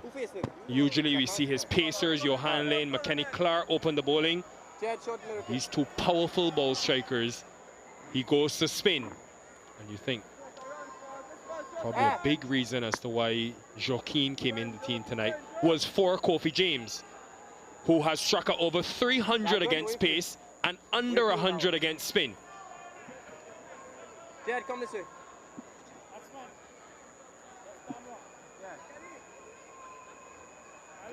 Now will be left-hander Cornelius on strike. Jamie Cornelius from Nevis. Deep mid-wicket, deep long on. Here we go. 1-1-1, Kenny. Start.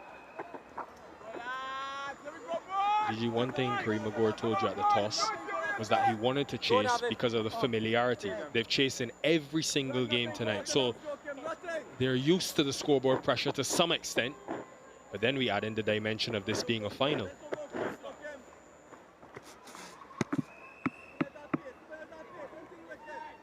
I guess it's a situation where I also feel the conditions wouldn't change much. Had a few percent test the dew factor and its status at this point in time. Not a lot of dew. So the bowlers from the Legions wouldn't be put under further pressure and challenge by having to contend with a wet ball. Not so short. Able to get it over the point fielder that was in the field in the 30-yard circle. Yeah, there was quite a bit of intention with this stroke from Kofi James. Just hitting from low to high to get the elevation. And he did it nicely. Well, one of the things that the Legion should learn from that first half of the game was the length that is appropriate to contain batters, to restrict run scoring. You can't be too short on the surface. Gives sufficient time for the batter to rock back and play quite comfortably square off the wicket. That's much, much better. Requires a bit of courage for you to get that ball in that good length band or full. Extract whatever drift is on offer with the newness of the ball and use your skill to turn it if you can. Yours, Joachim, one. That's smart as well from James. Get one, get your left-hander back on strike. The other thing I haven't seen a lot of in this tournament and in the few matches I've witnessed live is the use of pace variations from our spinners and from the bowlers on show. Generally speaking, that's a significant part of being successful as a T20 bowler.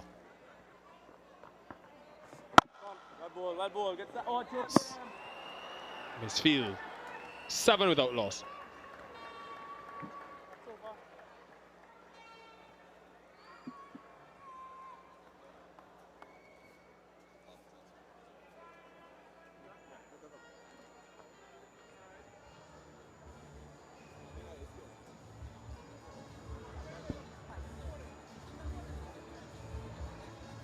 Mikel. Yeah.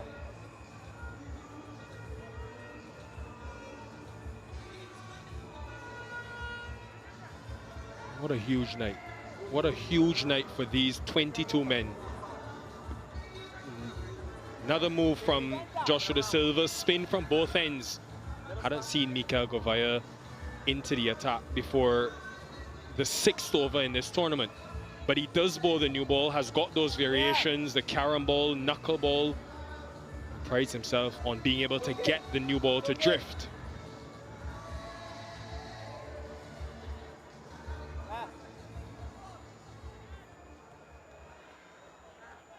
For the left-hander, deep mid-wicket and a deep long on are the two fielders outside the circle.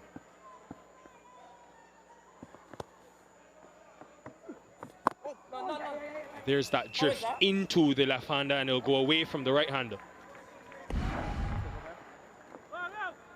Yeah, Nikhil, you did mention the different types of deliveries he has. Mikel Govaya. Again, I want to see that match with varying speeds.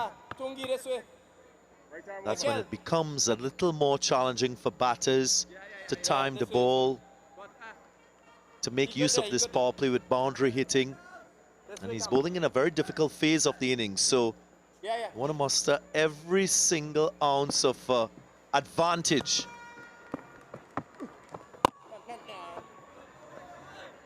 And obviously, we know, DG, that James has been quite watchful against the spin, but how many deliveries can he afford to be watchful, given that they're chasing 182? They'll want to maximize this first 6, so he's got a decision. Or he can do that. Low-risk cricket, smart and effective. Yeah, and this first power play phase will not be a worry for the Leeward Islands Thunder. If you look at their track record, of course, they're playing their 7th match of the tournament. 6 times they've scored in excess of 50. So that's not an area of concern. For me, I think the important thing for Kofi James is for him to bat into the middle phase of the innings. That was very, very close. Just over the stumps.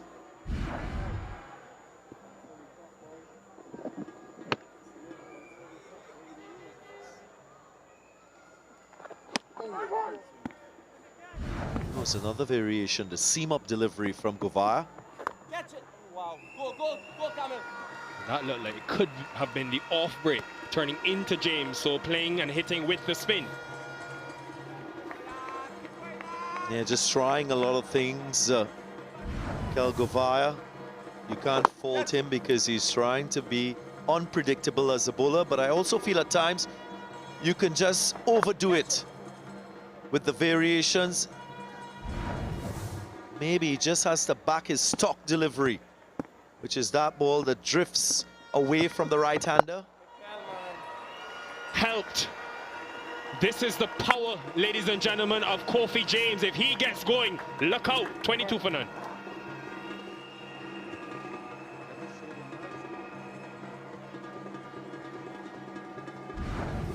What he does very well is gets himself into a position where he can play leg side despite his body weight being on the front foot. Economy of movement in the way he executes that particular stroke. So effective playing leg side and square.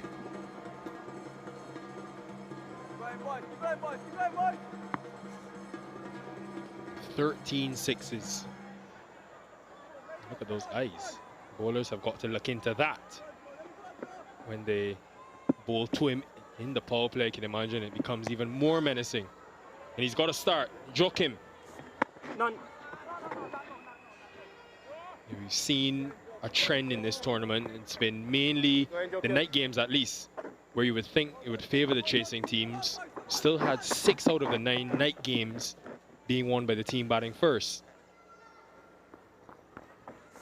We've spoken at length throughout the tournament about the dimension of pressure, scoreboard pressure, and what impact that could have. But this Leeward's team will be confident that they've chased in every game, as we said. But also, DJ, if they get a start from James in the power play, that equation then looks a lot simpler for Joel Andrew, Louis, and the rest. Yeah.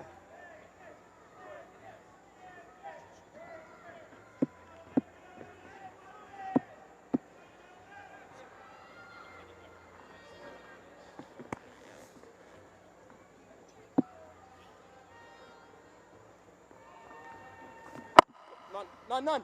Well done. Well effort. I'm looking at this move by Joshua De Silva and the Legions to open with spin from both ends. I also reflect on what we've seen in this tournament. Of course, Johan Lane, leading wicket taker for the Legions. McKinney Clark also, he's been amongst the wickets for the Legions. 6 to him. Catch it, Jed. When he hits the ball, move away. Jed. Don't be in the way of the might of James. Yeah, and there is a type of dominance already seen with the bat against the spin on offer. And I just wonder if maybe Joshua De Silva could start thinking about a seam option in this first phase of the innings with the new ball. That is an opportunity that won't come again, especially with the ball getting older. Those two options, seam options that I just mentioned, having the skill to swing the ball, to seam the new ball as well. That's effective, that's advantageous. He's hit that in the gap, you know. Great placement, meticulous. Yeah, good going. Another solid start from the Thunder in this run chase. They're playing with the type of freedom you expect in a run chase, where you're required to get 182. Don't appear to be under any sort of pressure, these two openers. Smart thinking from Kofi James. Progressive over 12 from it. 34 for none.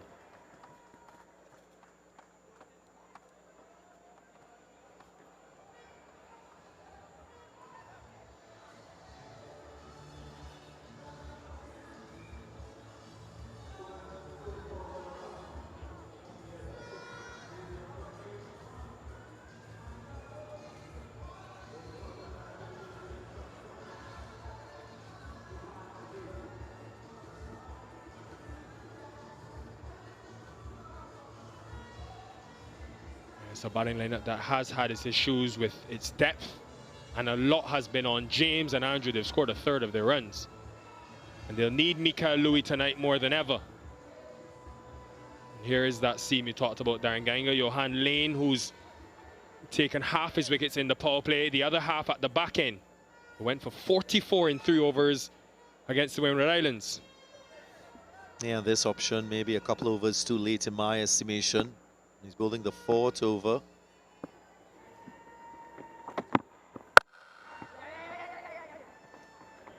It brings me to that point I was making, that you can't overcomplicate the game. Yes, so many pieces of information. And this man on stream and on screen has demonstrated what it means to keep it simple, keep your eyes on the ball, focus hard on the fundamentals. That is an essential part of success in the game of cricket.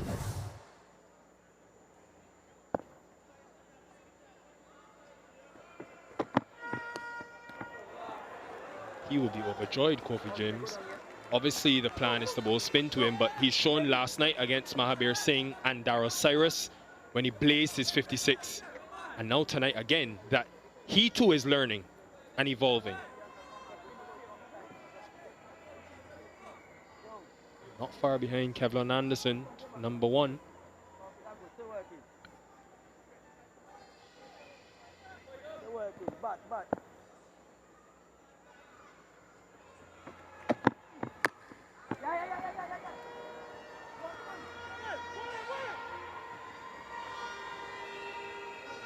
Seam being used for the first time.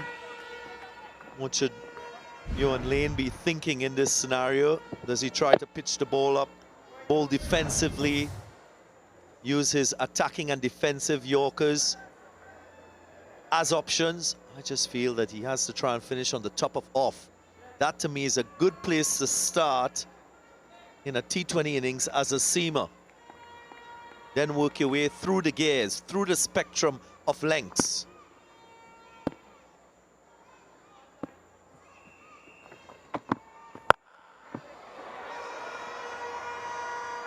Picked up, powerful from James. He has stunned and silenced this crowd so far. That last delivery a little too full, little too straight. Low wrist stroke for Kofi James. He's well set. He's in good rhythm. And he doesn't miss out on this occasion. Good steady head. Good sound, solid base.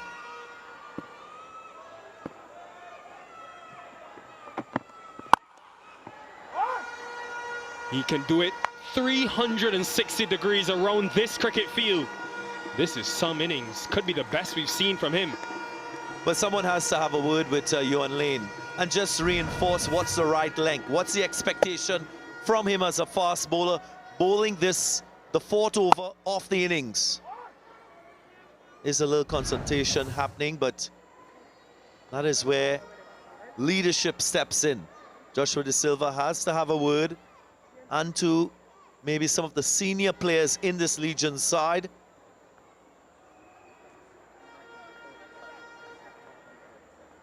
Try to finish the ball on the top of off. That should be the basic aim for Johan Lane.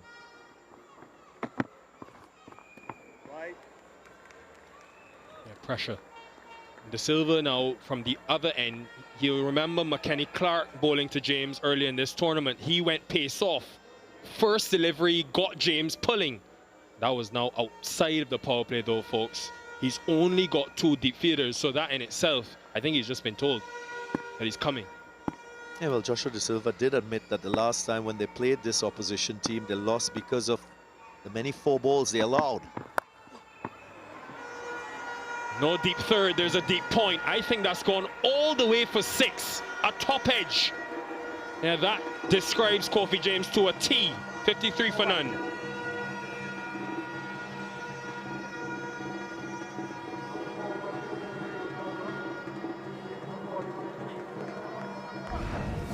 And it's another 50+ score in the power play phase. So great consistency shown with the bat from the Thunder. There is that positive correlation with Kofi James scoring 2.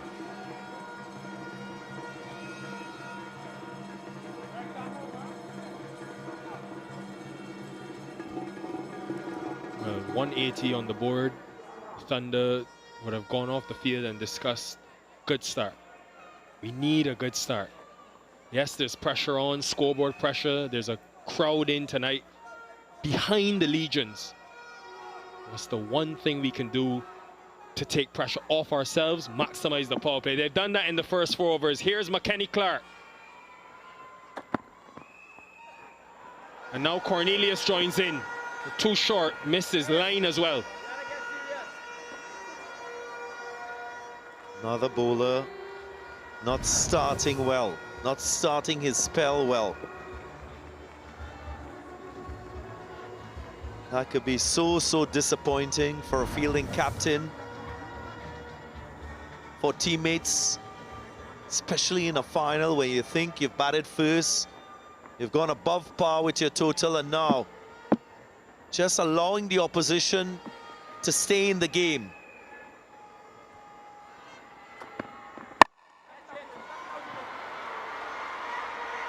Something for this crowd and the Legions to finally celebrate. And could that be the start of a comeback? And let's appreciate the length. He went into the pitch. Wasn't a full delivery. Inviting the batter to go with the horizontal bat stroke. Yep. That's more like the length you are required to bowl on this surface as a seamer. So the change works, the breakthrough comes. Will this open the floodgates for more wickets for the Legions? Cornelius back to the pavilion for 11:57 for 1.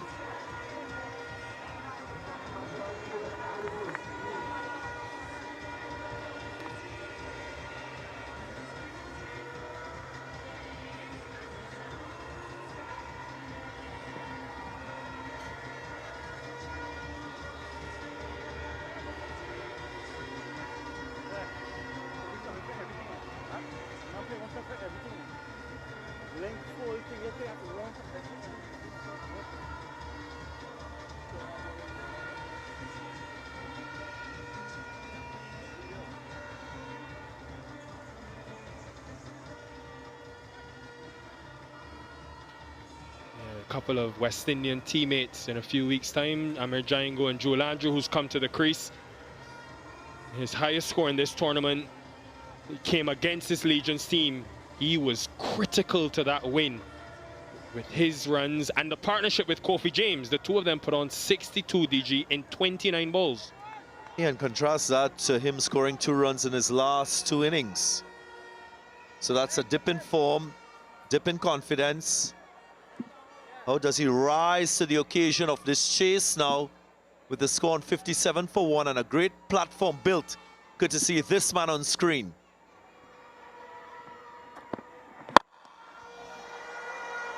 Now that is some way to get off the mark.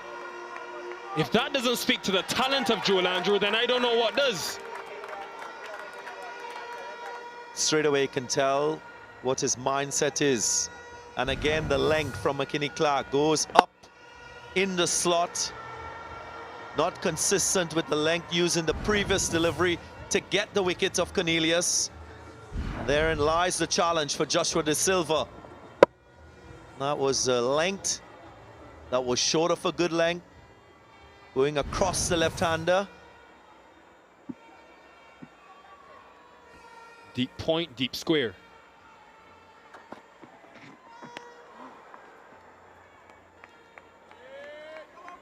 Nickel and viewers, so important as a young cricketer to control your ego. At times, playing against your countrymen, your teammates, there is that constant competitive instinct that comes to the fore that you need to control, you need to respect at times.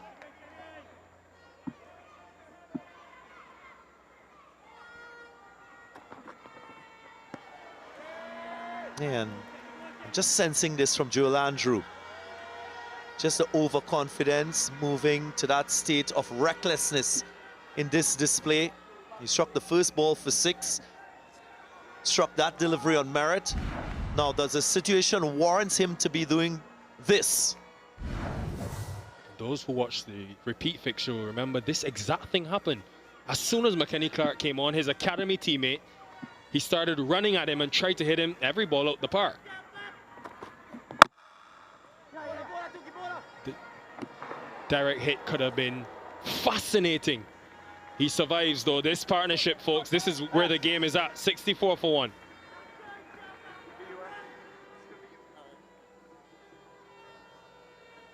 Small moments in this game.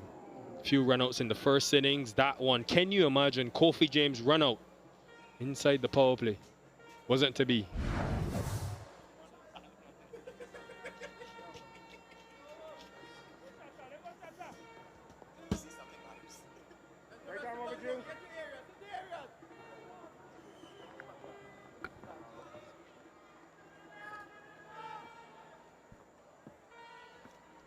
What a start this is.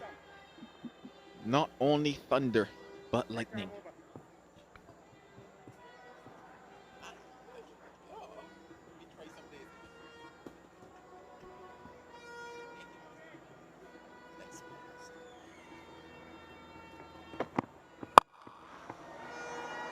No words can describe that. Samuel Badri, try. Exceptional talent. This is what this young man is, Jewel Andrew. He really is a jewel. First ball of Clark, smashed over his head for 6. First ball of Lane, smashed over his head for 6. So he's treating Lane with disdain. And they're looking to get that, I think, 80-odd runs inside the power play. Joel Andrew hasn't really set this tournament alight as we would have expected. A 50 on debut in the CPL, remember that. Yeah, and lots of questions now for Joshua Da Silva. They've been put under the pump in the power play.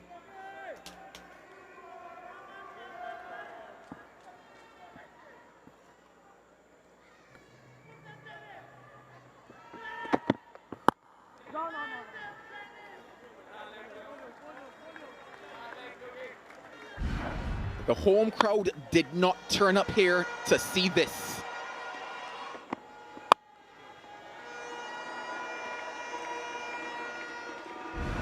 Two of the finest hits you will ever see in cricket.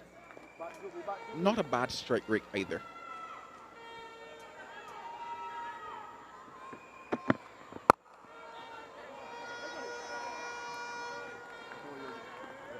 Right, Darren Ganga was alluding to it earlier. How does he ride the tide that will surely come throughout this contest? As of now, they're on top comfortably. A wicket falls or a couple wicket falls and then the Legions come back strongly. How can they maintain the ascendancy? And that's the question. That is the task for these two shot makers. Pace off. Johan Lane is thinking, how does he come back? Yeah, I made the point earlier in the tournament, Joel, when you're in a situation like this, it's the onus on the fielding team. So some of the bowlers like Bidesi and others will have to come into the attack perhaps a little bit earlier than you would want.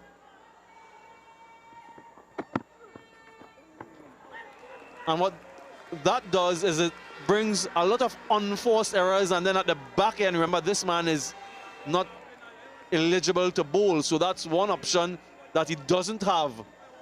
Jid Guli bowls a little off spin, so it puts the pressure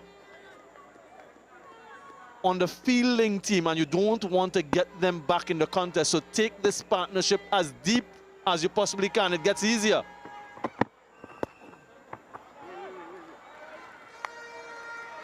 Power play completed, and it is the highest, 71 for 1.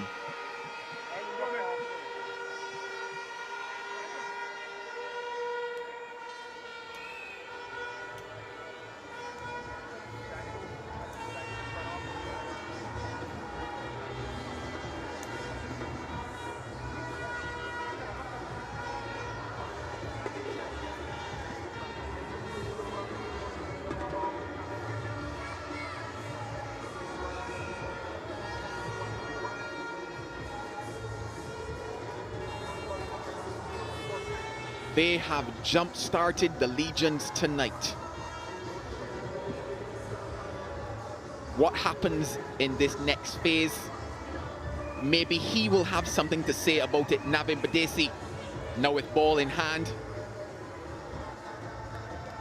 How crucial are his four tonight, Samuel?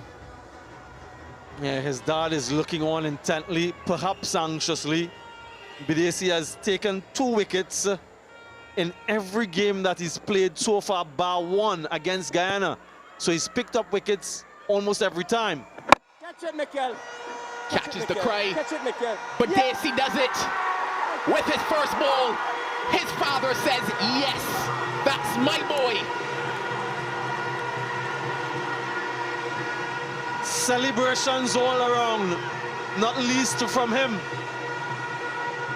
He makes his father proud. It's Mother's Day tomorrow, but it's Father's Day now. Look at that.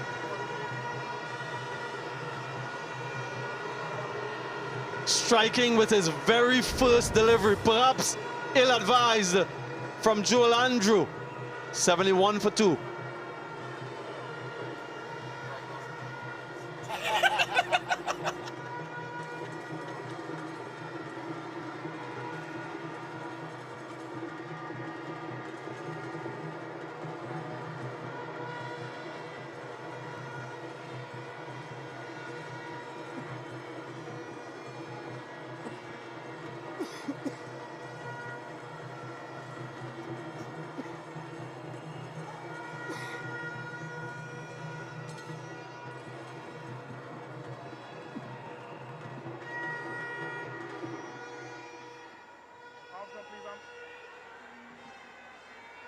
At the fall of that wicket, Mikel Louis now.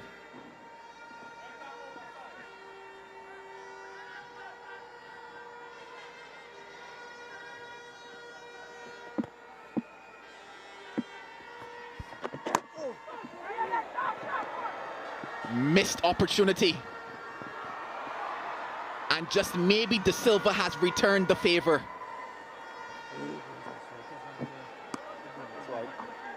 Yeah, it was Mikel Louis who had the opportunity in the first innings to run out Joshua De Silva.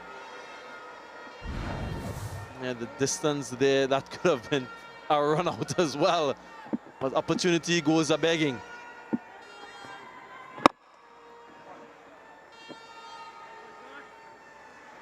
I'm trying to find a word to describe that Joel Andrew inning. It was quite frenetic and frenzied. A couple sixes in that 14 of 8 deliveries. I was just talking about how he can construct an innings of substance in this final. Oh, get there, one. Yours, Camille, yours. No. And it was a shutter ball almost. First delivery. Looking to smash it for 6. Doesn't time it. Govaya doesn't make any mistake. And so his knock was brief.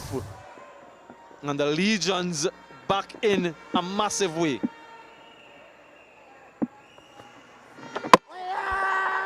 Badesi does it again. That is now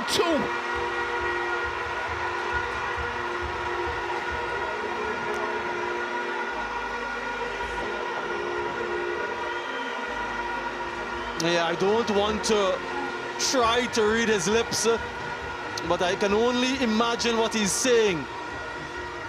A double wicket strike for the leg spinner, just like Micah McKenzie. On target, wicket to wicket. It has been his modus operandi. And Louis' stay is brief. 76 for 3.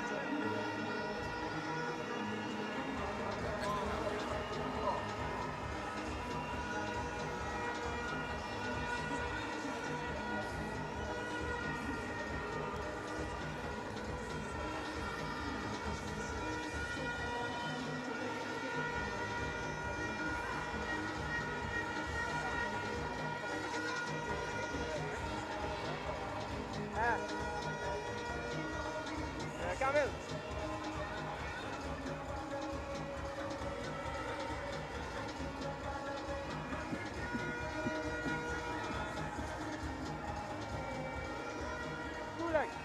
power play ended at 71 for 1. It is now 76 for 3. And the captain is in the middle.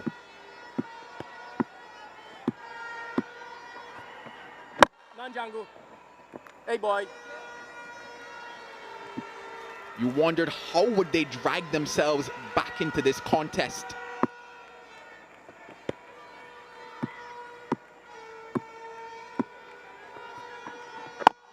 One, Ush.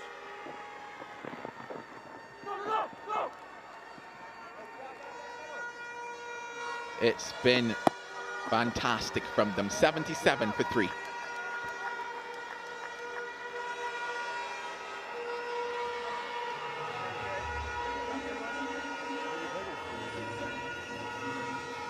Change the bowler. Right arm over. Round, change, round. Go! Yogi, stay cover. You go, boys.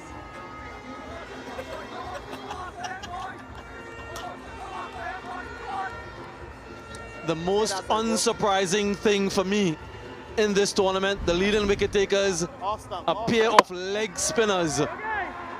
Round. Navin Bidesi. Bowlers win you tournaments. Into you. One leg. Change in bowling from the southern end, Jed Guli. Round.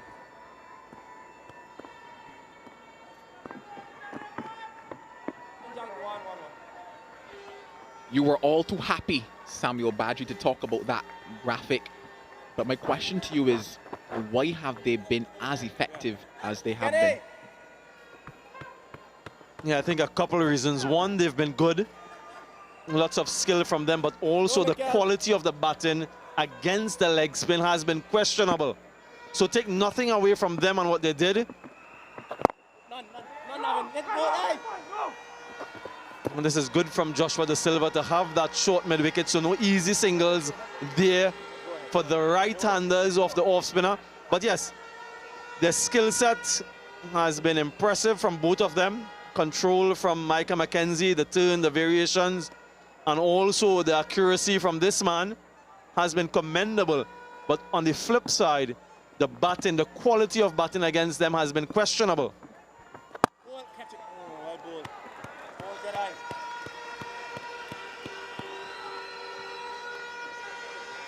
Where does Kofi James go from here? One, Kenny. Well ball, Jen.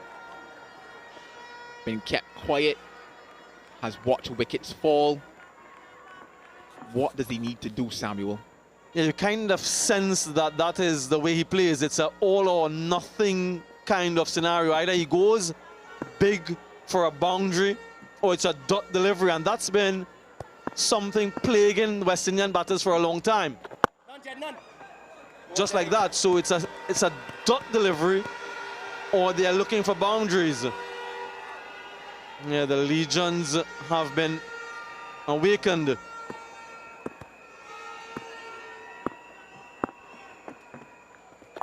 Get it, Jet. Over. 79 for 3.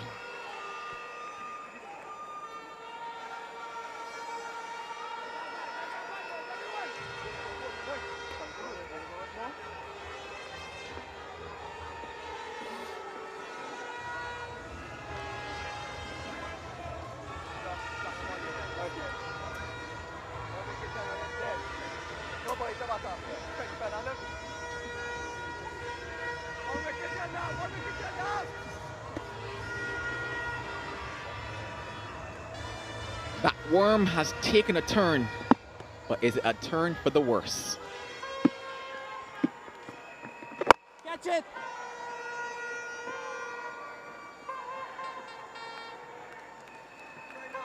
His timing may be disappearing a bit here, Badri, as we're now outside of the power play. Right.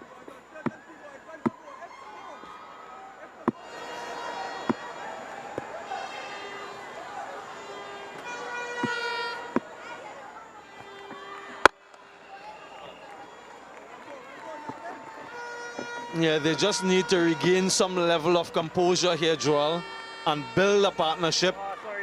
And singles and twos are also part of that equation. It's not only about boundary hitting.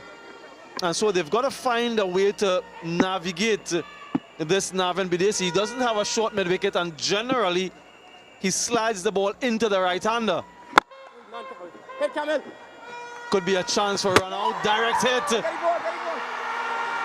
Joshua De Silva isn't absolutely ecstatic, which is usually a telltale sign, but we'll just want to confirm. You never know with a direct hit. Small moments matter, and this moment might tell us a lot.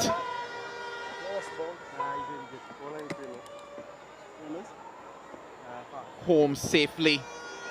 Maybe why De Silva was not as confident.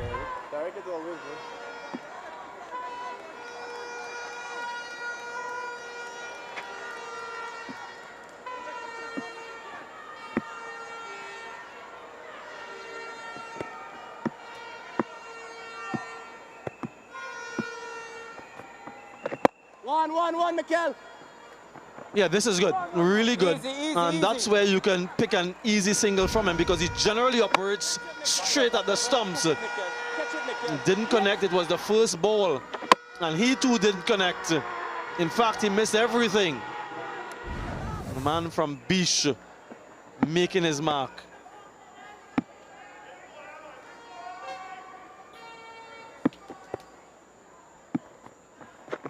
Get there.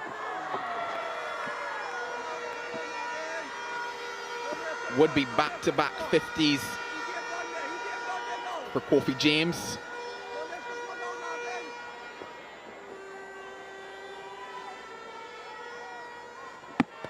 Double digits, 99 needed now.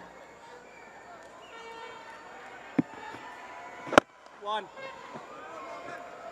He will raise his bat again. Back-to-back 50s for Kofi James. Can he take his side home? 84 for 3.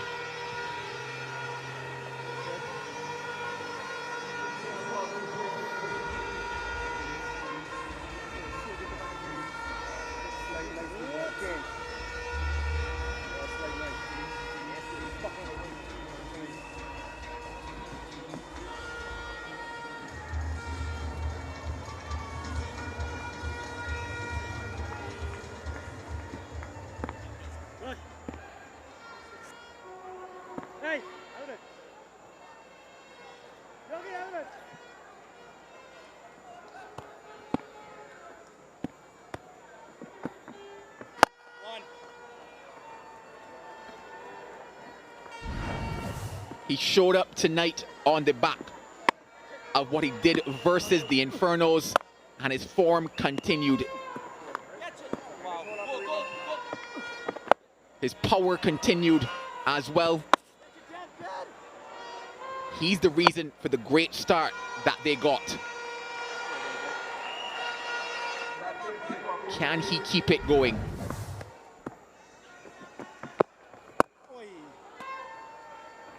Yeah, Karima Gore usually plays this situation well. He has one-day international experience, so he can be the glue that keeps this innings together. But can Kofi James just knock it around a little bit? There is that short mid-wicket, so again, there isn't the easy single, so that's not an option for him. So he'll want to continue to go hard. They can ill afford to lose another here.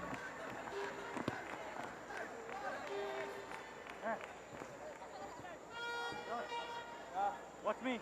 Huh? Watch me. What? Back door. Watch me.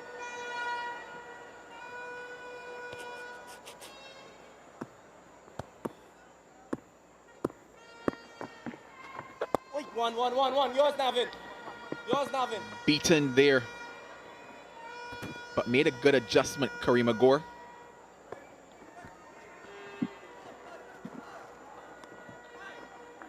Kofi James has eclipsed Kevlin Anderson for the first time, I think, this season Kevin Anderson isn't at the top, and he's done it at a healthy enough strike rate as well.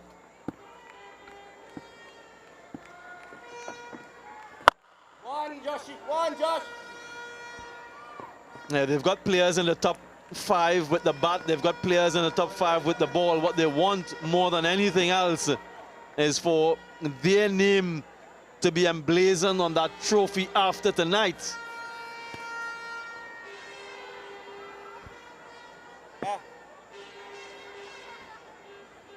Yeah.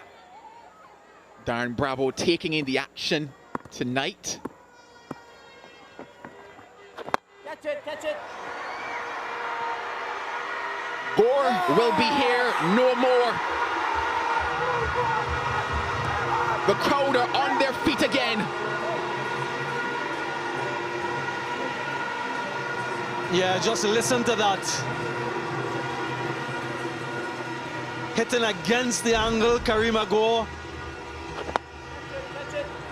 And only manages to find Kamil Puran.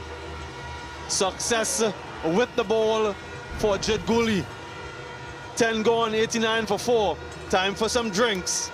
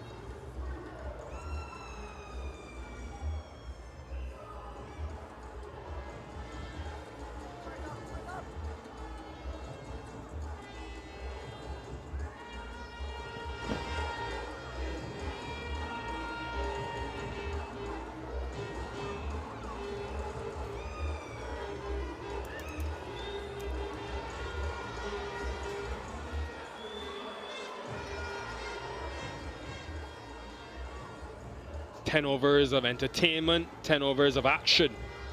It started with an onslaught from the openers, but then Cornelius was first to go. And Kofi James continued his dominance. A lot will be discussed about this dismissal. Joel Andrew hitting the first ball, or trying to hit the first ball for 6, and Mikael Louis, he has had a struggle this season. And Karima Gore, the captain, last wicket to fall.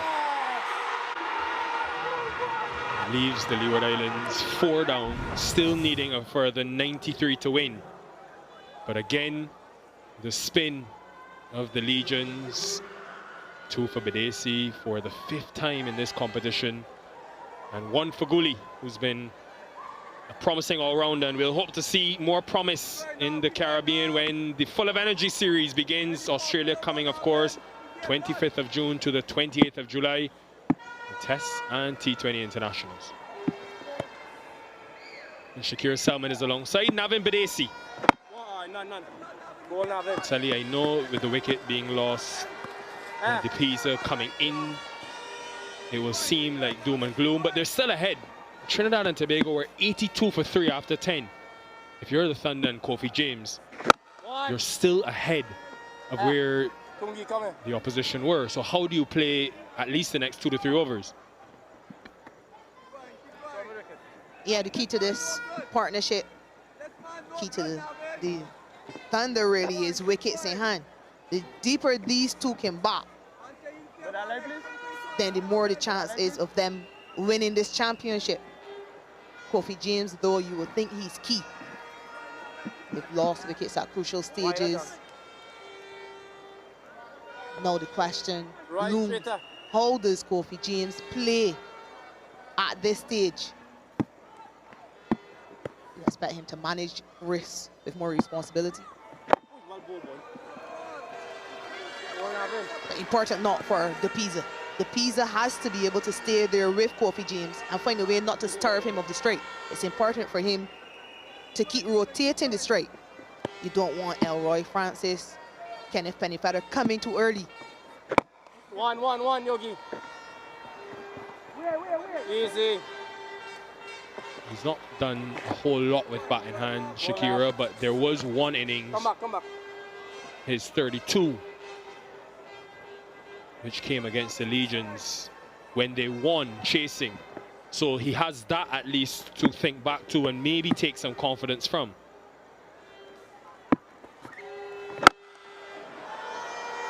And James has been patient and he's decided that was the time. Yeah, you just wonder what the message to Kofi James was at that water break. They don't want to leave it too late. Calculated risk. This one outside off stump, so safe enough. Yeah, allowed to free the arms, Kofi James. It will be important for him to capitalize on loose deliveries, but still be selective. One, Joakim. Smart batting. Bowler. Good running as well. Only the second two in this innings, 99 for 4. 1 wicket, boys. 1 wicket, Tamiyan. 1 wicket, Tamiyan. Come on.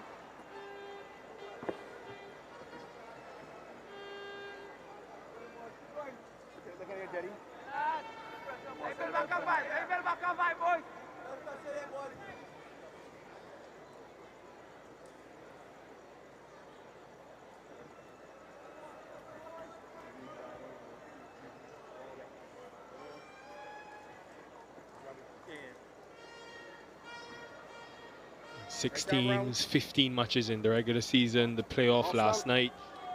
It has been a memorable first season of the West Indies Breakout League. We've seen a lot of talent in this region. We've seen plenty of entertainment, gripping games. Jed Gully. How fitting would it be to end with a close finish in the final? Come on, guys. Yeah, 100 up with that single.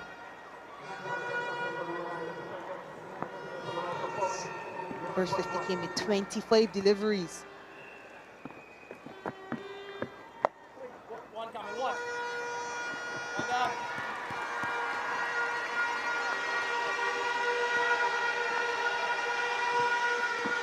Has to be Darren Bravo, 46 in his time. One thing about the Trinidadian society is that their cricketers, both current, former, really buy into the cricket. They come here, they support. Many will be watching online from various parts of the world. In fact, most West Indian cricketers will be watching this. Catch it! Doesn't carry for a couple of reasons, Sally. West Indian cricketers play a big part in their CPL franchises, so they'll be scouting. But also you think about the Shea Hopes, the Purans, the Powells. They want to see what's next and what do they have to pick from with a 2026 T20 World Cup in India and Sri Lanka.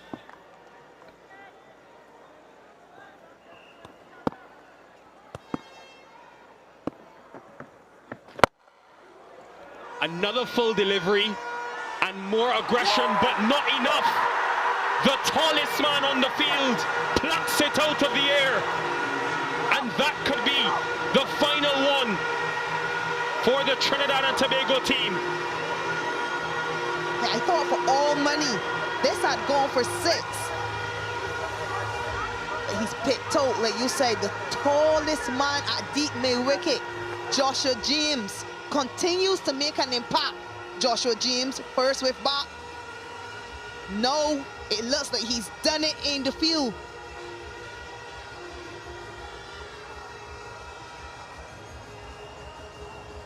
You know, umpires just want to make sure it's a fair catch. Normal protocols, making sure it's a legal delivery.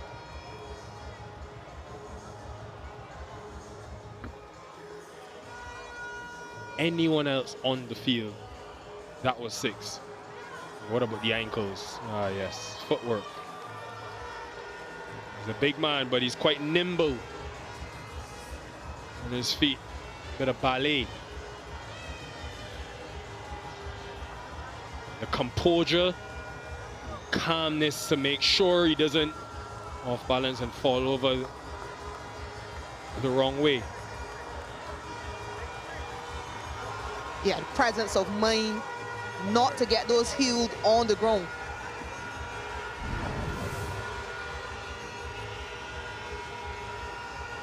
I spoke about composure. This is the key wicket. So to stay calm knowing it's Kofi James. So much on the line.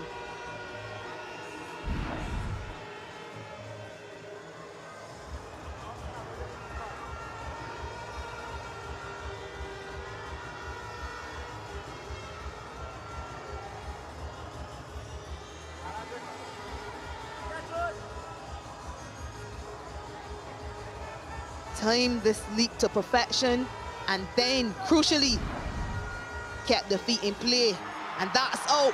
You can tell from the response of the crowd. They feel they have the game now, the Legions. Kofi James, an excellent knock, 63, but he has to walk back. 102 for 5.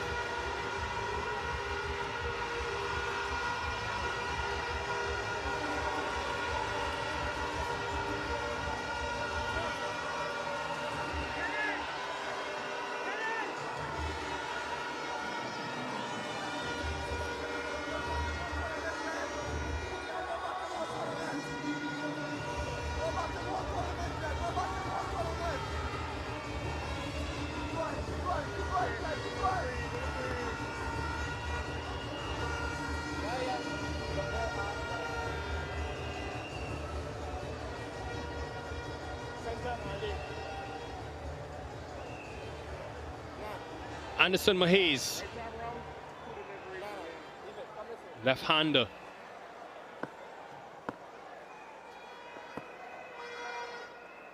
Spin continues to run rampant. Gully. Missing leg. Hard to blame Kofi James, Shakira, because he had been putting away these full balls all game. He did it against Bidesi last over. Yeah, credit must be given to the fielder, Joshua James. Yeah, the man between a maximum, maybe the cup, and Kofi James. 102 for 5.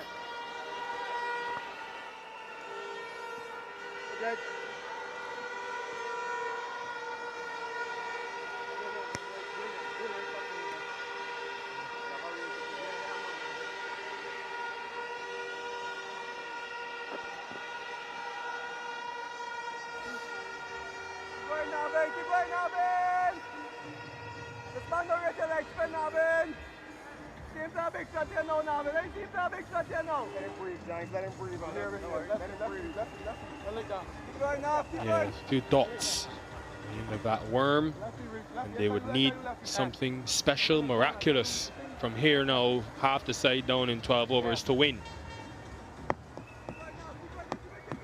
Wider, John. Yeah.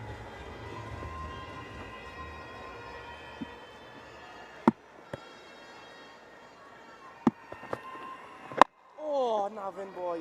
Whoever wins from here, Sally, just seeing the two leggies in tandem tonight, it's a night to celebrate for West Indies cricket. And this is where we come back to the Breakout League. And finally, we have an initiative to expose players, but also develop. Can you imagine what these players would have learned? Everyone from these two teams to the Rangers to the Pelicans, just to be in these situations. Now they've also got video footage as well, so they can go back, review what they've done, Joke him this way. Yeah, And yeah, think yeah, about yo. them in 12 months, 24 months from now. 17-year-old Michael McKenzie, Catch it. One, Camille. 17-year-old Riyad Latif. How can they continue to evolve?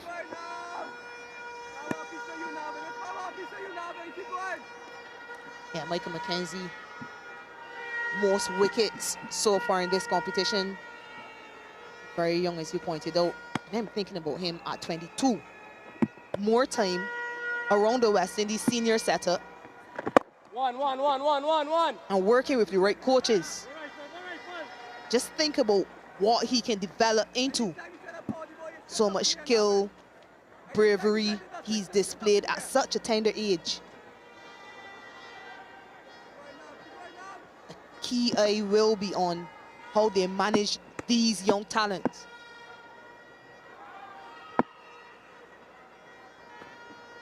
Oh, none. Pull. Easy.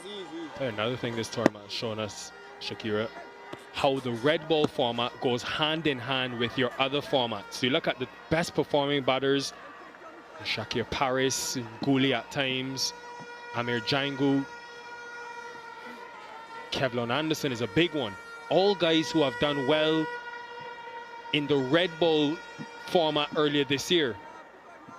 It's now translated, especially in these conditions where you have to be adaptable. One, Django, one. So I hope these players continue to prepare and evolve their T20 skills, but also keep an even eye on their red ball game as well.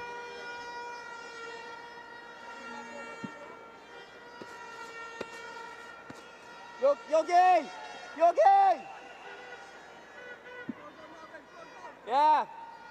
Final joke. Circle, Tung. Circle.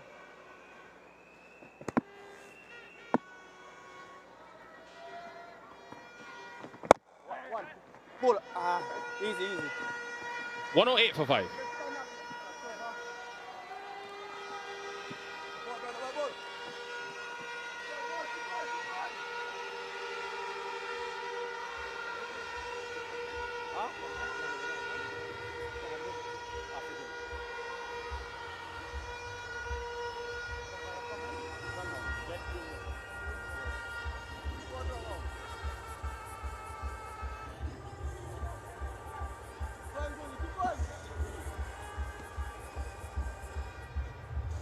Still ahead, but of course the Thunder, they don't possess the same power and depth that we saw from that Legion's batting lineup.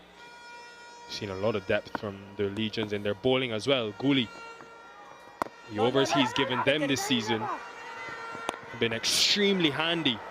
Think about the Windwards game with all those left-handers. He came, struck twice in an over. Now tonight, again getting the wicket of James, making an impact.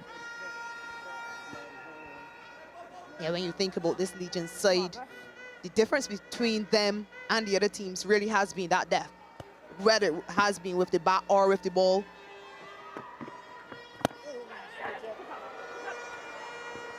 The Silvers questioning why, because it's going to be a boundary and maybe a no ball for height as well.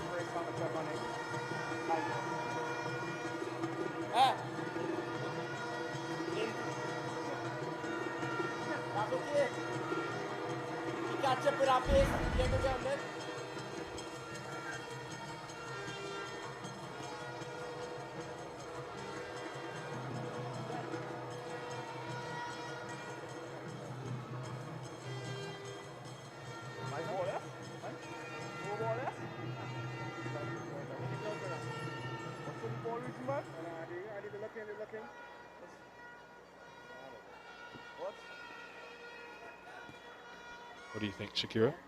Given that? Look, it just dipped in time.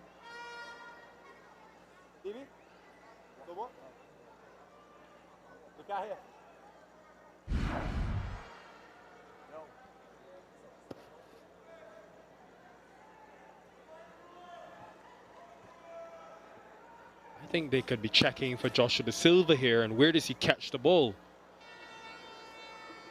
But of course he doesn't catch the ball.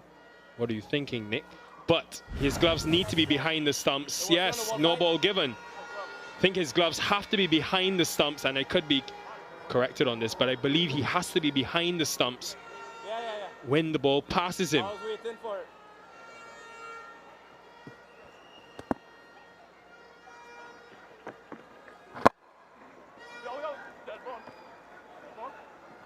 That was an anticlimactic free hit. Did he know it was a free hit? After the ball, that ball. I ain't hear nothing. I can't take that back. Now there's a discussion.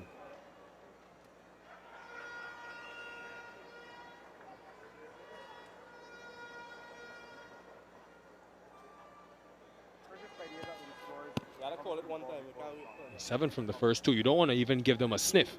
You think about 67 off 40 in a normal T20 game, 5 wickets in hand, that's gettable. That's 2 big overs and you're in charge. Now, we haven't really seen the depth of this Thunder team, but we've seen flashes of brilliance from Mahez and Depiza both.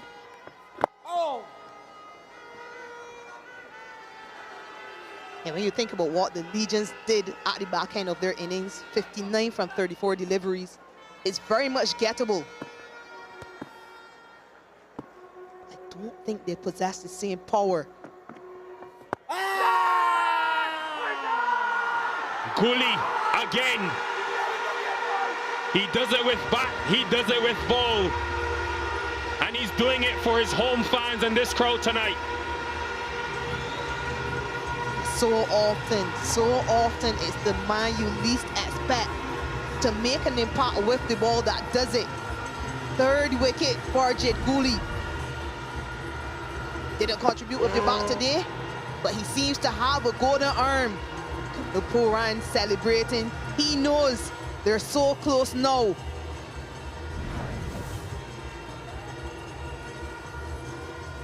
No power from Mahez tonight. He walks back for 4, 115 for 6.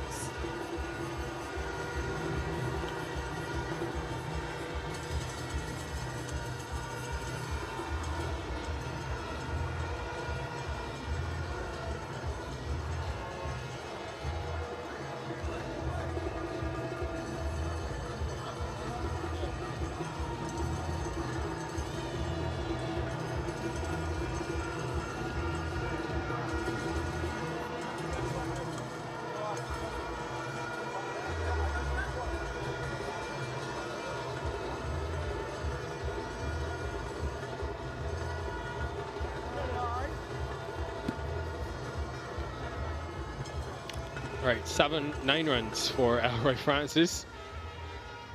Not ideal to have him walking in when you need 67 runs to win, but he can bat, he's capable. We've seen him in domestic cricket in Antigua, first for the Pigots club and then for Liberta. But Jid Cooley, Shakira, is one that has probably put his name at the top of the list in the breakout players that will be considered for the CPL. He's got runs in this tournament. And you think about teams wanting guys that are multi-dimensional. His bowling is handy. He can be an asset to teams. Quality spell, 3 for 13 in 4, 116 for 6.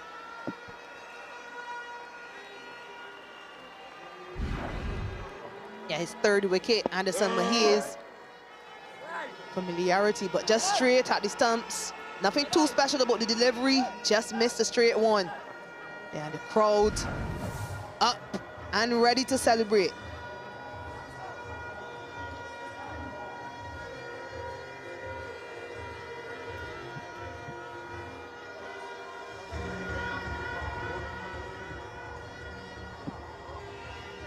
It's amazing how the spinners in these teams, both of these sides tonight at least, have dictated the results in this year's tournament. When Badesi's bowled well, they've won, which has been 5 out of 6 times. The only time they lost was when he went at 12s. He did his job tonight. After a series of spin, we now have pace back into the attack.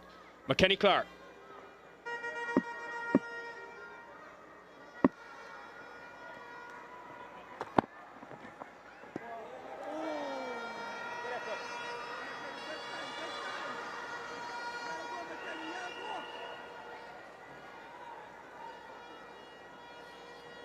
And you think about Sally, it would have been extra special, and obviously the job is not finished as yet.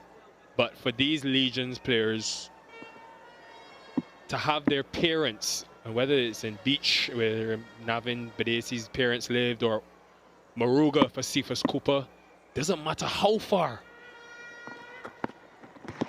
That will be a no ball, we think. They'll not even need to check. But I was going to say, they would have traveled from all parts of Trinidad tonight to watch their sons battle on the field. And you think it adds to the degree of celebration and happiness tonight if they're able to get over the line in front of their family members.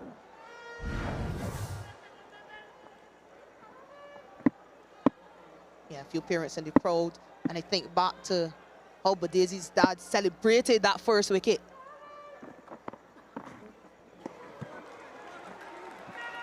And you think about how Jid Gooley's parents, Derek, his dad, who's coached him, will celebrate. He's here tonight. He will celebrate his son's bowling, trained him every week, every Sunday from 7 years old, for moments like this and performances like tonight. Winning impacts in cricket games. He's been at the Queen's Park Cricket Club. He's seen the Pollards, the Bravos, the Purans. Now it's time for Gooley.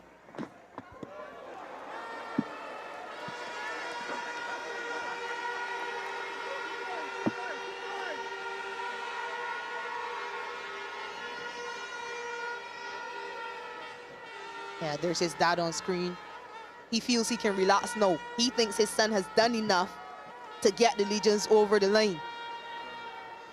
He's happy as well. He's buying a few things, maybe some chicken wings or doubles.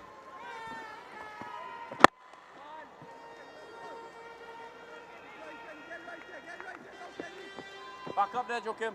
I mean, and that's another thing I've loved, Sally. The stories that have come out from here. Badesi has said his dad bowled leg spin. That's why he started bowling leg spin. And he told me his dad was a better leg spinner than he was.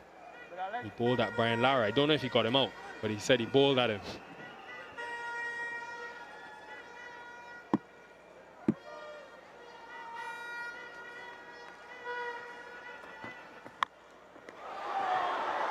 Got a mitt to it. Joshua De Silva, a right hand, but he's parried it into the boundary. Yeah, a couple of mistakes from De Silva behind the stumps tonight. Remember, he misstumped Michael Louis. Now he's given Giovanni De Pisa an opportunity, a life. Yeah, you would think he got enough glove that he should have taken it. He's spoken about how hard he's working on improving his wicket keeping, De Silva.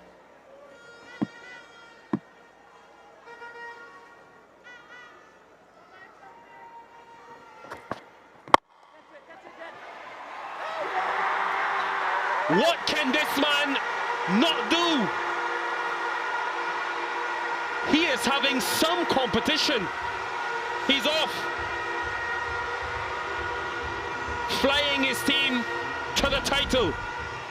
Wow. Just wow. Superman Gooley makes it look easier than it really is to take that with two hands. Oh man, he has done it all tonight, Jid Gooley.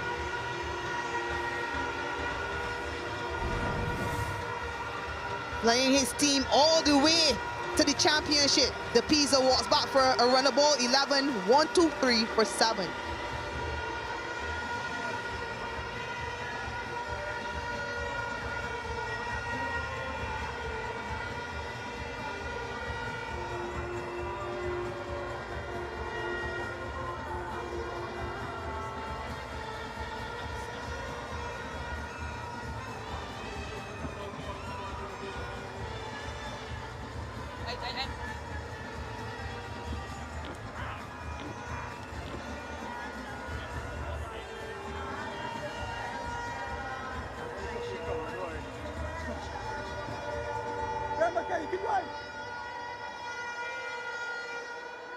There's his parents. Look at how proud. Look at the pride.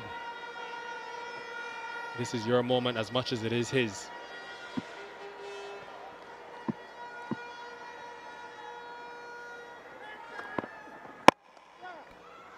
The story is being written. What was that? A rare mishap. They'll get 2. 1-2-5 for 7.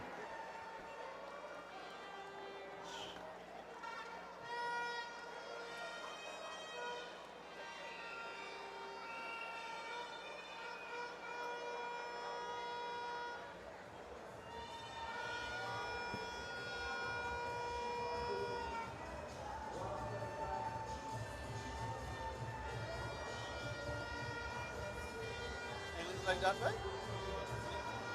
Like that.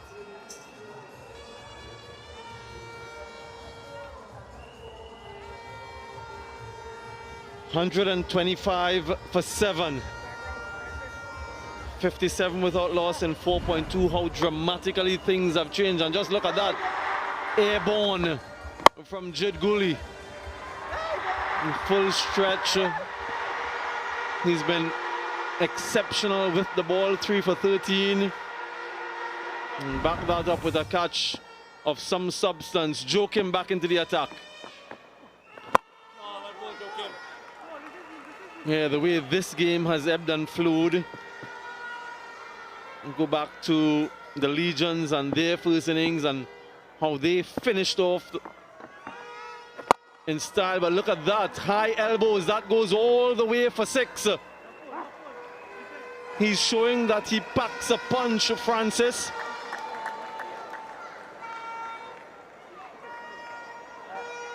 Yeah, Joachim has been taking some punishment, again down the tram line, in the slot really. Full presentation of the bat face, a thing of beauty from Francis. There might just be some life still in this contest. 51 of 28.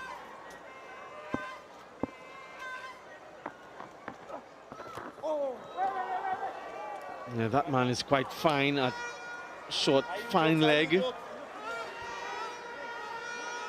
So good positioning from Joshua De Silva.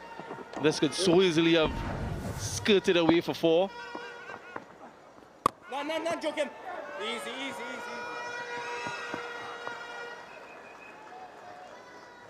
Yeah, these two have done well with the ball in the final phase of the innings. Death over specialists for the Thunder, Pennyfeather and Francis.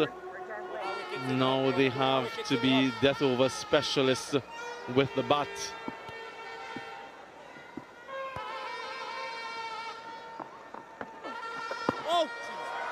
Yeah, that kept low. Hello, Darren. Hi, Sam. Greetings all. Final ebbing and flowing at the moment. Legions ahead, you would say. We'll have to bowl an extra delivery.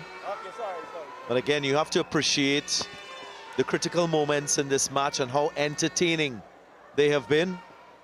Most recent one, that catch from Jed Gooley, diving away.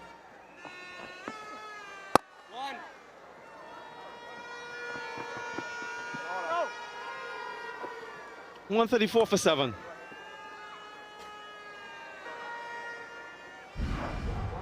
Yeah, we just reflect on that effort from Jed Gooley. Again, just finishing his spell, but also contributing in the field with his catching efficiency. Kofi James, he's led the way before the start of this final with most catches, 8 to be exact.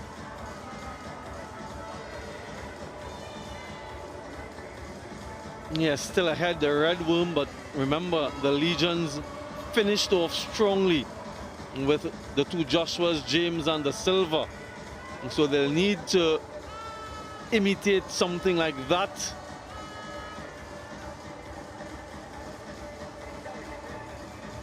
$12 runs and over required. Yeah, that's the Mahes celebration, isn't it? The eagle. More like a flutter.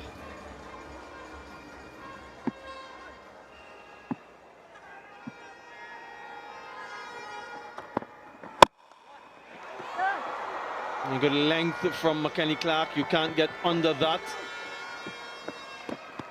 Again, let's just underscore the importance of the out cricket in T20 and this format.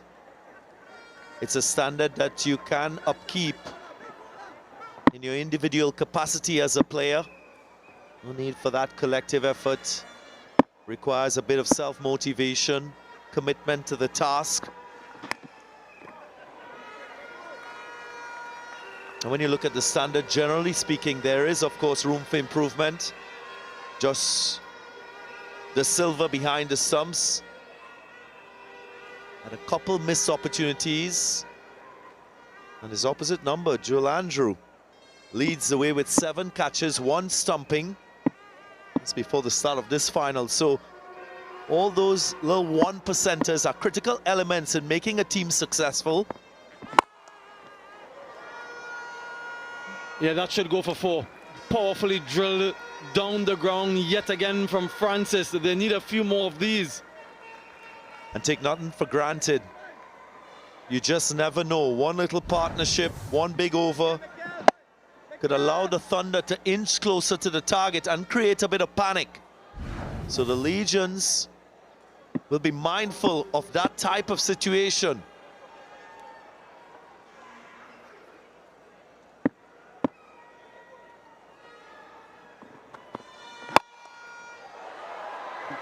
Was that a missed opportunity? And that would be very harsh. Struck back firmly again. Yeah, they either stick or they don't. Yeah, something knocked off. That's the power that Francis can pack. Can he find the boundary a couple more times quite quickly? Just looking at the lengths being served up from McKinney-Clark. He's gone full on a couple of occasions, maybe just searching for that attacking Yorker. He's in a bit of pain.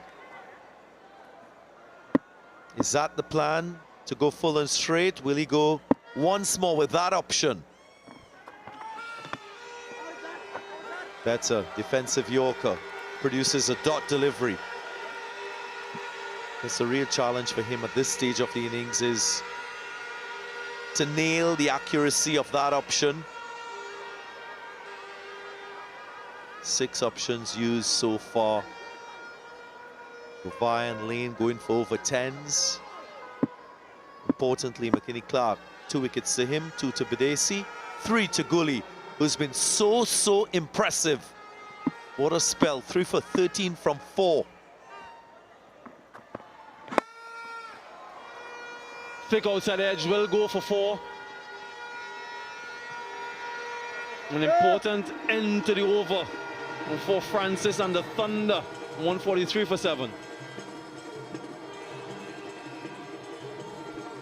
Yeah, just wonder if you need to bowl all 6 deliveries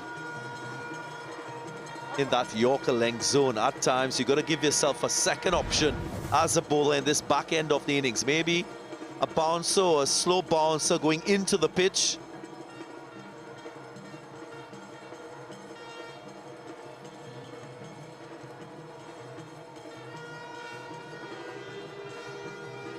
Yeah, quite amazingly, the Thunder ahead at this stage, 143 as compared to 137. Wickets in hand, the difference. And the way the Legions were able to finish off their batting innings. It's been that type of contest. And we're down to the final 3 overs. 13 and over required. Lane with a couple. You think that he would bowl those 2. And Clark might bowl the other.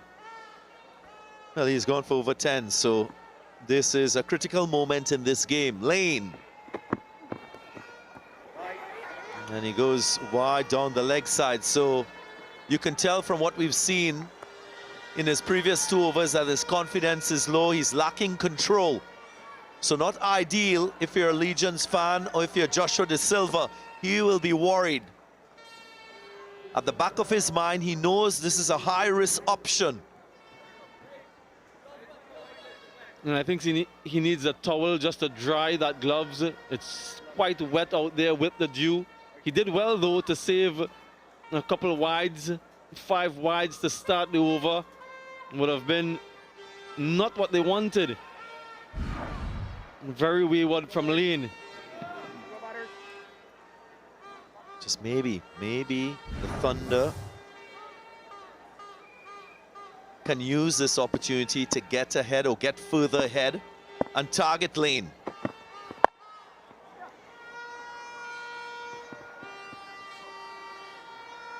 Yeah, can Penny Feather come up with a boundary of his own? Can't rely solely on Elroy Francis. Yeah, this Breakout League, the inaugural edition of it, we didn't have anything like a regional T20 tournament among Caribbean nations since 2013. And if we cast our minds back to those editions, there were 4 of them, 2010, 11, 12, and 13. Yeah, he's trying to go for the boundary. Guyana won the first edition of the Caribbean T20 in 2010, and then Trinidad and Tobago won the next 3. And thereafter came the CPL. So this tournament, after a long hiatus, has returned in a different format and fashion. And who's going to write their names on this first trophy? Yeah, another play, and it's good from Lane though. And in this sort of situation, Samuel, viewers, it's so important for you to be switched on as a batter. It's a tense situation, it's not easy, but you got to be aware as to what the bowler is trying to do. That game of chess. He's not moving across the stumps, the line is outside the off stump, so Penny Feather is not making contact. There should be a little bit of adjustment. Moving offside. Swings again, leg side. But this is exceptional stuff from Lane. Another back of the hand, slower ball, and I don't know what that missed. It just bounces over the stumps. He was beaten all ends up. Look at this, goes through the shot too early. And then the ball comes, upright seam. So good work from Lane.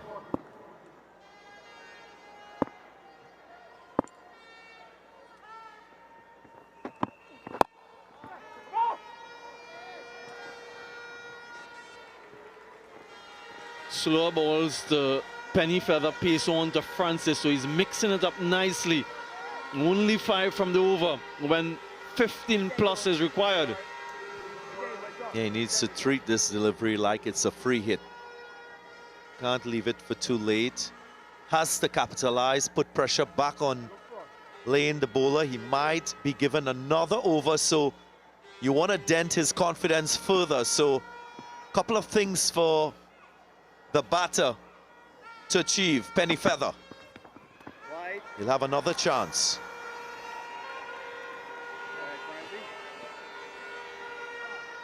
Yeah, just needed something on that. Couple times now Lane has missed his line.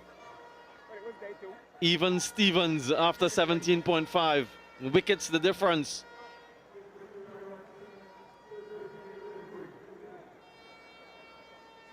Invariably runs are scored at this stage of the innings no matter what. Just like that, all the way for 6. That is some shot from Penny Feather. How he manages to get it square for 6, that's incredible, but much needed. 155 for 7.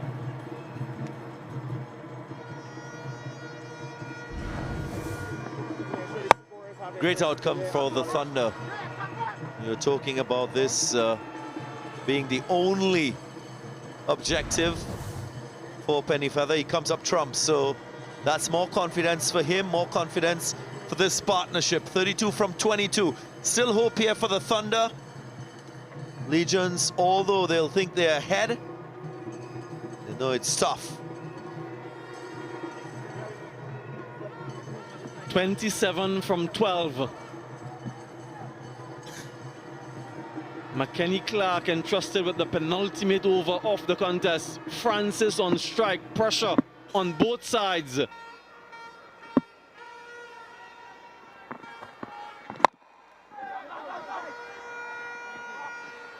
He misses that one. It perhaps was in the hitting zone. Everyone on the edge of their seats. But what we've seen from the last over that McKinney Clark bowled was his propensity to bowl full, to go for his Yorkers. So as a batter, must be thinking about going deeper in his crease,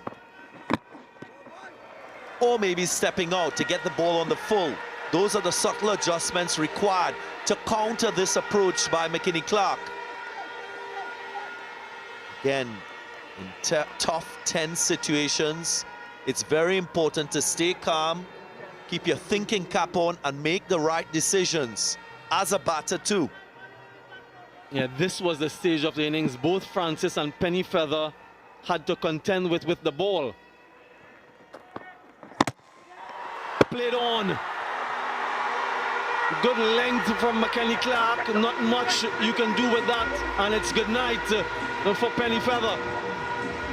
Again, a great outcome from McKinney Clark. He nails one. And therein lies the battle between bowler and batter. Bowler on this occasion executing properly.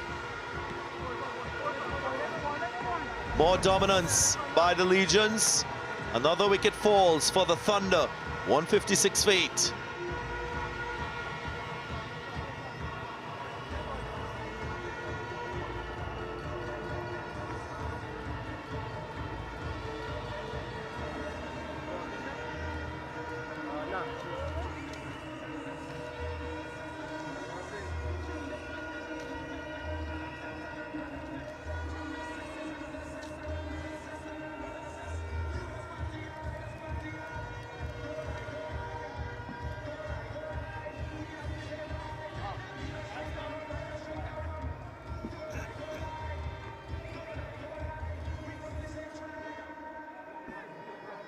Batted high up the order in a previous game, Nathan Edward. Now, with 26 needed from 9 deliveries, he needs to get going, and he needs to get going immediately. There is a right-left combination now. Yeah, and what's the thinking now? You viewers as well, think about the equation. As a batter, you must be thinking, how can I come up with 4 sixes out of the remaining 9 balls? That's the simplification that should be in your mind.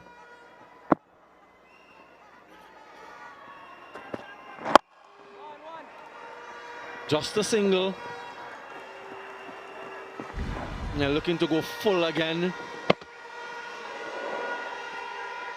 He drags it onto the stumps.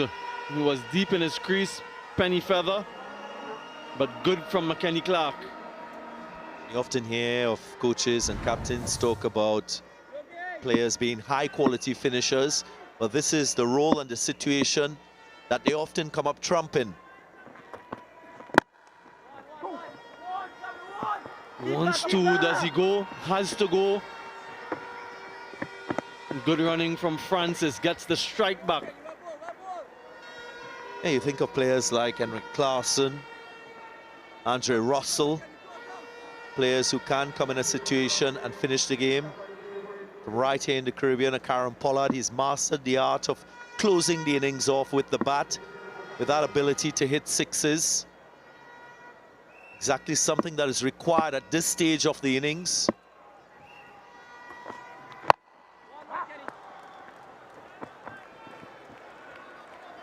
Very well bowled. 5 runs from the 19th over. 22 of the final.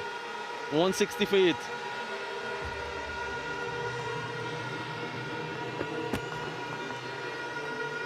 Well, it looks like one-way traffic.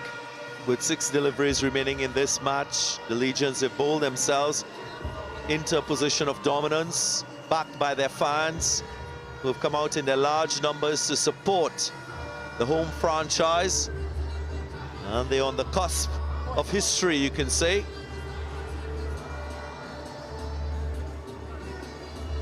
It all boils down to this moment. Can Nathan Edward and Elroy Francis perform a miracle?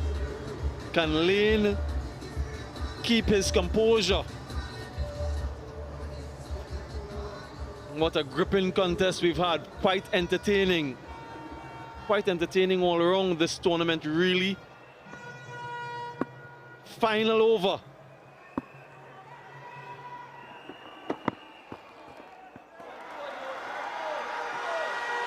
Not called a wide. Yeah, many persons might be wondering why, when the batter moves offside, that guideline that you see moves as well. That blue guideline just to the left of screen with the batter foot moving across offside. Yep, that blue line moves further in equal distance to the movement of the batter.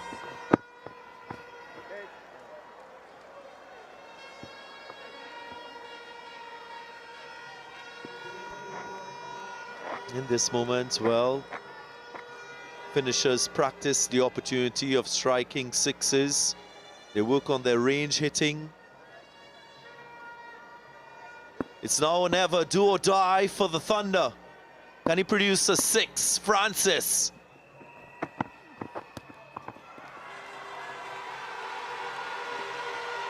Came off his pad, did it? Might have made contact with the pad, but good slower delivery. Good change up from lane. Yeah, does it flick the pad on the way through? Yeah, it does.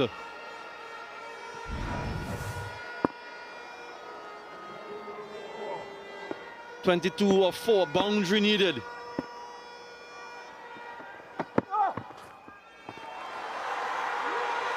Yeah, for all intents and purposes, that's the match. You can see from the reaction of Joshua Da Silva, the Legions, as long as they can maintain legitimate deliveries, 3 of them, they have written their names in the history books. The crowd knows it, everyone knows it now.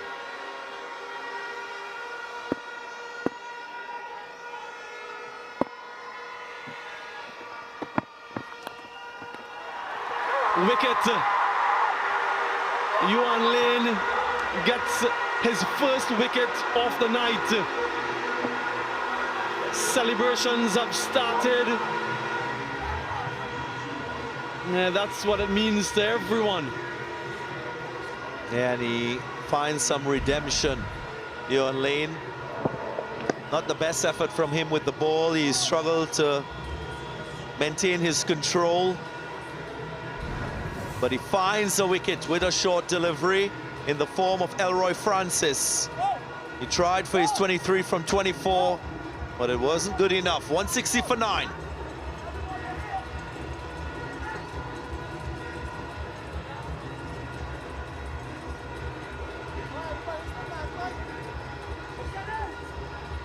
New batter, Mike McKenzie. The flags are waving, everyone on their feet. They are part of history here tonight. It's been a decent crowd in Saturday night here at the Brian Lara Cricket Academy.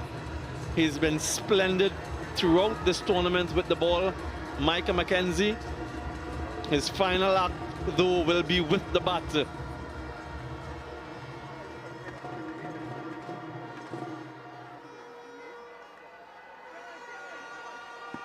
Yeah, they're bringing in a few additional fielders, are they? He keeps the long on, but the long off to mid off. So there are 5 fielders in the inner circle.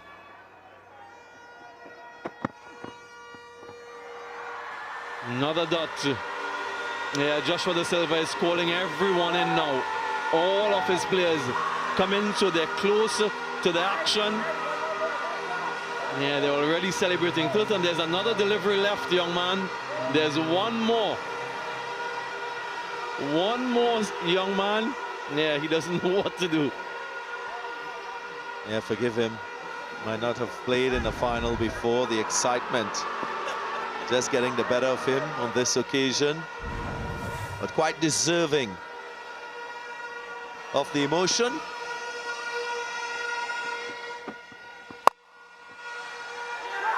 That's it. From dominance to destiny, the Legions reign supreme in Caribbean's most newest cricket format. They now stand alone at the summit of Caribbean cricket. What a moment for these young men. One that will be indelibly etched for a long, long time. They've written their name in history. They deserve all of the credit, all of the commendations.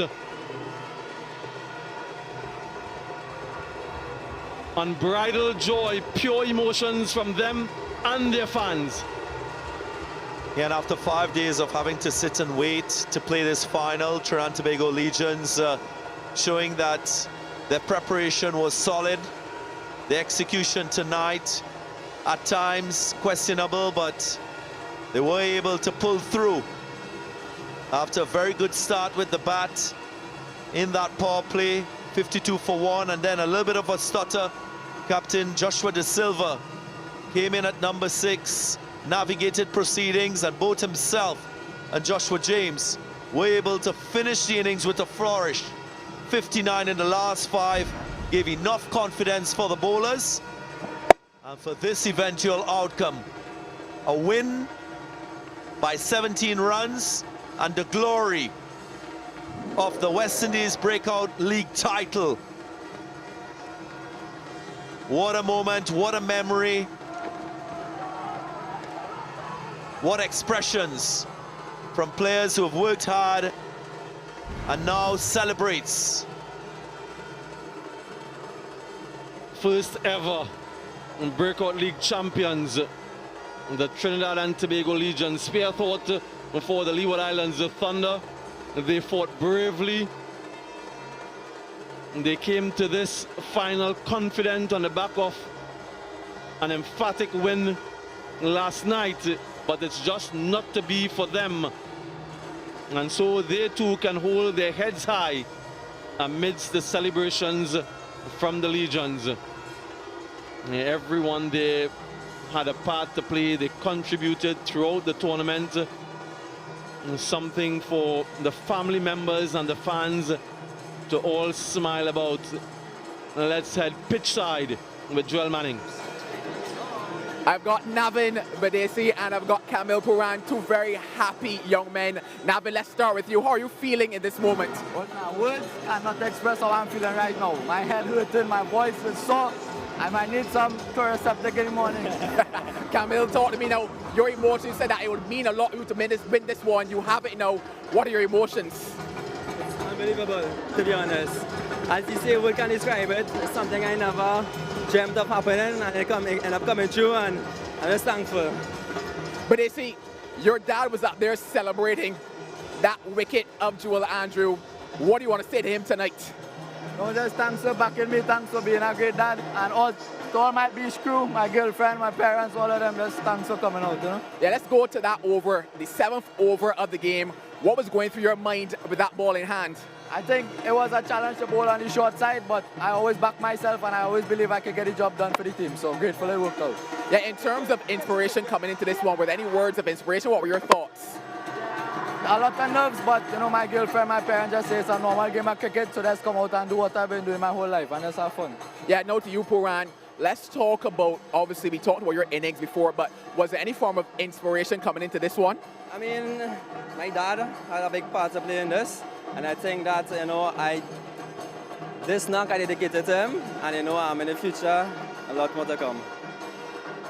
Puran, now, in terms of looking back at your innings, how important do you think it was in this contest? I think the part when we lose a few wickets, and I stood at a longer decrease, I think that was a big part in the game to carry us to the 180, so I think it was hell of a big knock. Now I'm going to bring you guys back to the field. There was one moment that you all celebrated. That catch that dismissed Kofi James. Give me what that felt like out there. Unreal, unreal. Amazing. Words cannot express. Unreal. I think that hit the nail in the coffin there. Now, there's another catch I want to talk to you guys about. Jed Gooley.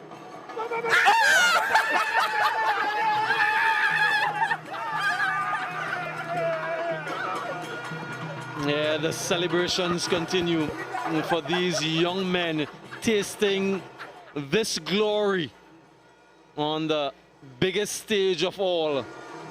It's the newest battleground, the Breakout League 2025 champions of the region. Yeah, look at that. Just celebrating. That's Sharon Lewis, Christian Turton, Govaya all just joining in the act. And it's a moment that they will remember for the rest of their lives.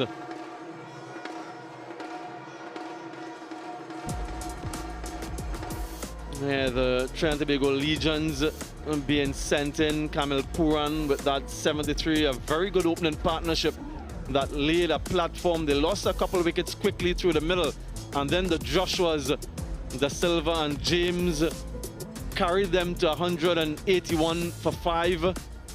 But Camille Puran played like a man on a mission. He was quite scintillating, wasn't he, DG? Well, he spoke about his mindset. He said that he was brave, courageous, didn't put himself under any sort of pressure before the start of this innings. It was an expression of his talents and his ability as a batter, growing in the regional game, having tasted first-class success and first-class cricket. This should be his highlight that should spur him on for greater things.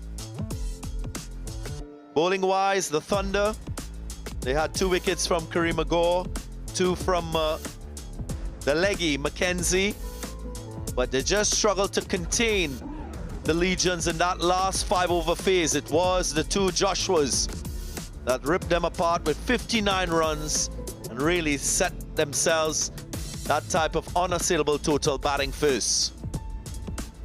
Electric start, 57 and 4.2 overs. Cornelius and James really set the tone, but no one can capitalize after that foundation. Joel Andrew, a couple 6s in that 14, but really failed to carry on. And so it was Francis with 23 of 24 at the back end. Kofi James, though, consecutive half centuries for him, and he too batted with such energy and fearlessness tonight. Through the offside, he knew what needed to be done, chasing such a target. 6 4s and 4 6s, and when he was at the crease, their hopes were very much alive. Dangerous batter, and I'm sure we'll see him in future tournaments such as these. Legions bowlers, well, 3 wickets for Clark, 3 wickets for Gooley. Bidesi, a 5th 2-wicket haul in the tournament, and good economy to go with it. Jed Gooley, DJ, describe this effort for me.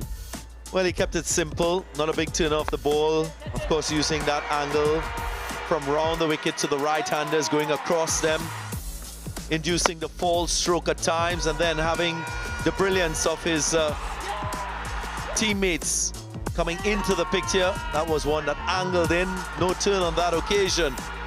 But it was his great economy and that building of pressure alongside his 3 wickets that really positioned the Legions into that state of dominance, and eventually going on to win by 17 runs in this glorious final. Win by 17 runs to be crowned the first ever champions. We'll take a short break and we'll have some chats on the other side.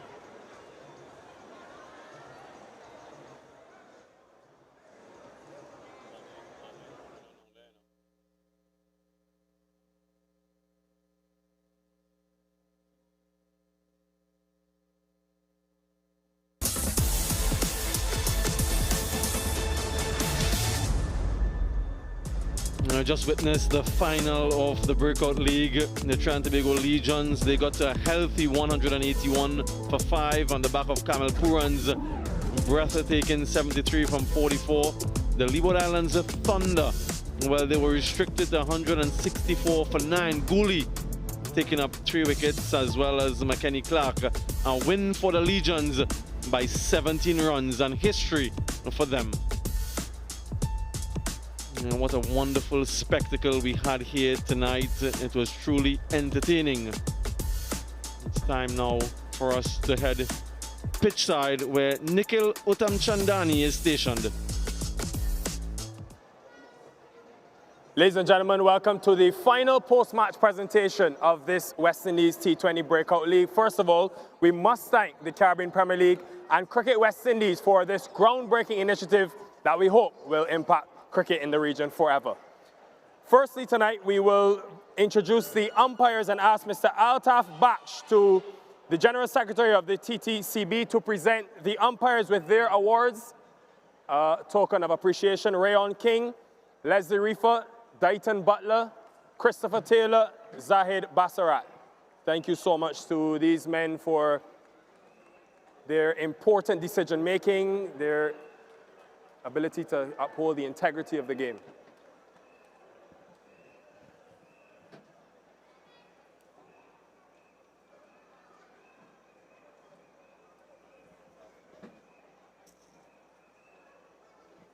Mr. Taylor, Mr. Basarat. Of course, we want to recognize Lyndon Rajkumar, who is part of the umpiring team as well.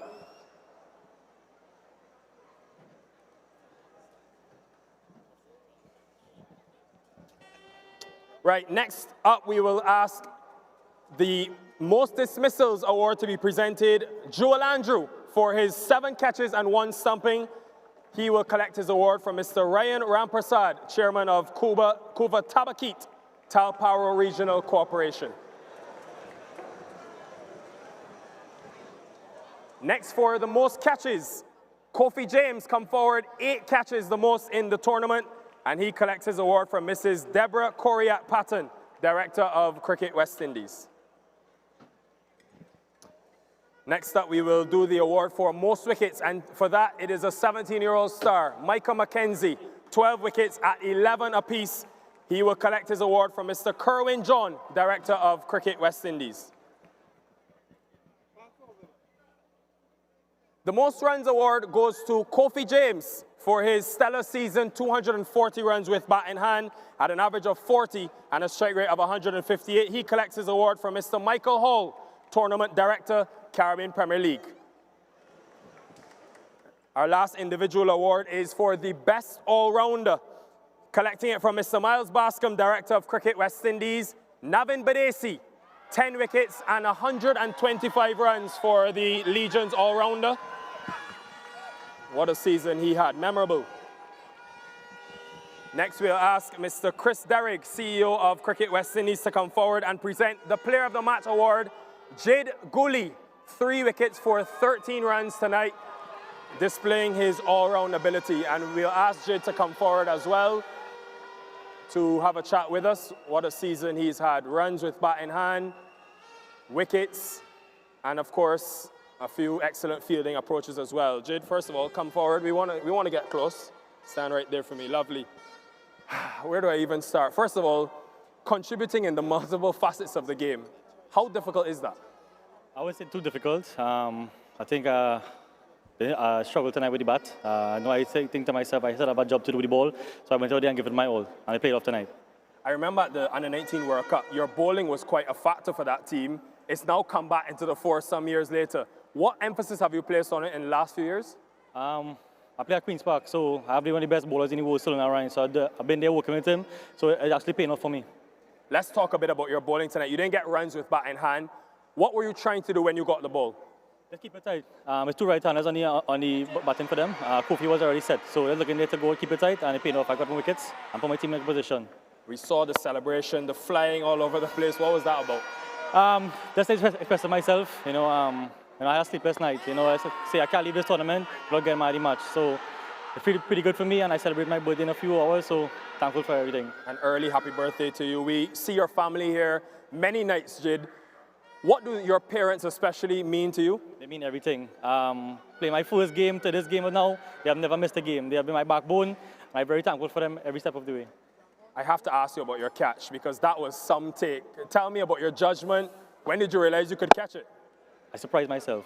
Just went out there and gave it my all and paid off. Lastly, before you go, the impact of this tournament on you, what do you think it's done for your game? It's a tremendous help, you know, just say a stepping stone to CPL and to French cricket around the world, so it's good for the younger guys to come out, they showcase their talent, and it was pretty good. You were a talent in this tournament. Well done and congrats to you. Thank you very much. Jid Gooley, today's player of the match. Well done to him. We'll now ask Karima Gore to come forward and also invite the Honorable Philip Watts, new Minister of Sports and Youth Affairs, to present a check of $10,000 to Karima for his second place finish. Of course, the Leeward Islands Thunder, a season to remember. Now, whilst Karima comes over here to speak to me, we'll ask the other members of his team, collect your medal first, Karima, and then come to me. He led valiantly throughout this tournament, and we'll ask his team members to come forward and collect their awards as well. Karima, whilst that happens, let's start from the halfway stage, that 181. I saw you guys high-fiving at the break. How did you reflect on that total? You know, 185, we would take that, you know, in a final. I think the guys really tried, put out a good effort. But, you know, sometimes it's just execution falls off at the end. I can hear the disappointment in your voice, of course. Let's talk a bit about the batting approach. You guys got close in the end. Looking at the shot selection, maybe of your top order, if you could have done it differently again, would you advise them to do it any way differently? Thinking about it and watching it, I think that myself and, you know, a few other guys have a part to play in it. We didn't really come to the party at all within the tournament. We didn't really give our team what we knew that we could give. But, you know, I think at the end it's just to reflect and see how you can go forward personally. It's still been a great tournament for you guys, finishing second of 6 teams. Karima, first of all, you as a leader, what have you learned about yourself leading this team? I help others. It's just a case where once they're down, I help them to push forward. In other words, I learned a lot about myself. Going forward, personally, I like to motivate and keep it simple. Right, well, we've enjoyed talking to you, seeing you in action. We look forward to you going and coming again even stronger next season. Thank you very much. Karima Gore, captain of the Leeward Islands. Congrats to the Thunder on their second place finish. Right now, moment a lot of you have been waiting for. It is the winning captain time. Joshua Da Silva comes forward to collect his check from President of the Cricket West Indies, Dr. Kishore Shallow.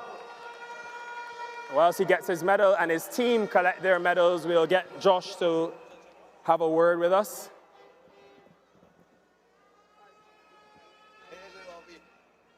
Stay right here for me, Josh. Yep. I want to know at the beginning of this season, when you were told or given the option to lead this team, why did you want it? I mean, it's another opportunity to captain my country and captain. It might be a franchise, but we're still playing for the country itself in Trinidad and Tobago, which is always an honor. So I love leading, and I love leading this group of boys. It was a fantastic experience, and yeah, just so happy we got the win. Only 1 loss in 6 games. What made this team so formidable? We're power-packed, man. We had a lot of excellent performances. It wasn't one man that did it each time. Navin was really consistent, which was great to see.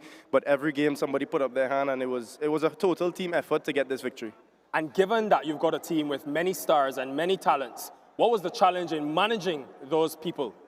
It's tough, man. It's being a selector, which is the captain selects some people. It's hard to pick a 11 when you have such good talent in your team, and it just shows the quality that we have in Trinidad and Tobago. And yeah, next year, I hope it comes back next year and we get the opportunity to do it all over again. And we just see more talent keep brewing through into CPL. Josh, you're deeply ingrained in the landscape of West Indies cricket. Seeing this tournament this year, what do you think it's done for the game regionally? I mean, it's motivating for one. It gives everybody an opportunity who might not have an opportunity to play in CPL.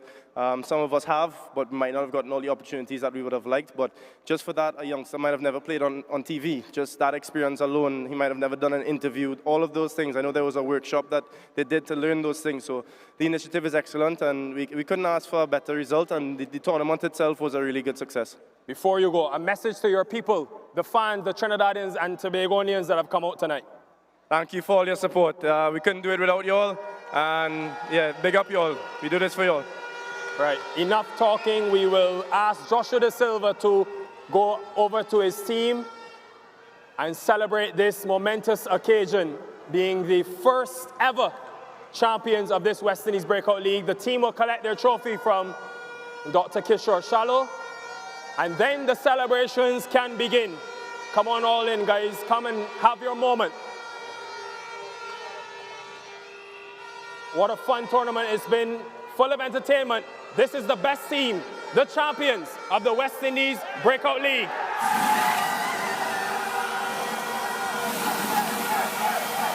There are wonderful scenes here at the Brian Lara Cricket Academy.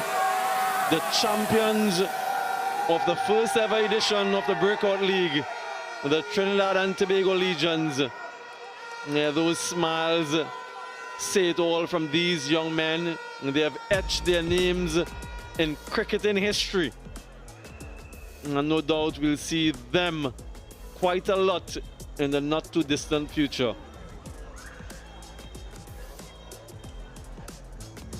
Yeah, Joshua James holding on to that trophy. Kamil Puran had an important part to play. Very impactful was Navin Bidesi, a couple Player of the Match awards. Now they're going to take that immortal picture, Champions 2025. The fans are still here, still looking on, even after the game has ended sometime now.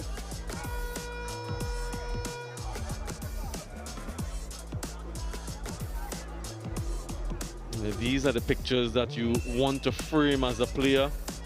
When you stand behind the champion board and you lift that trophy.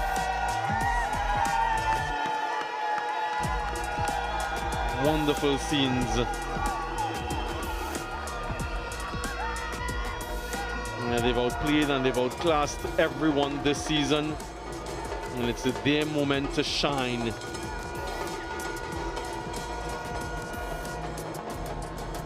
They'll be dancing and celebrating long into the night as they head back to their hotel. Christian Thurton had a splendid half-century a couple matches ago. Cephas Cooper, all these young men have played together for such a long time, and now they taste sweet success together.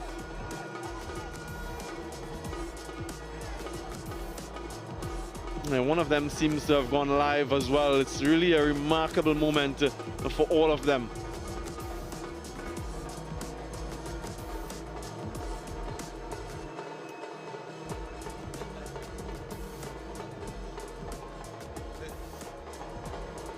Yeah, enjoy every second of this, young men.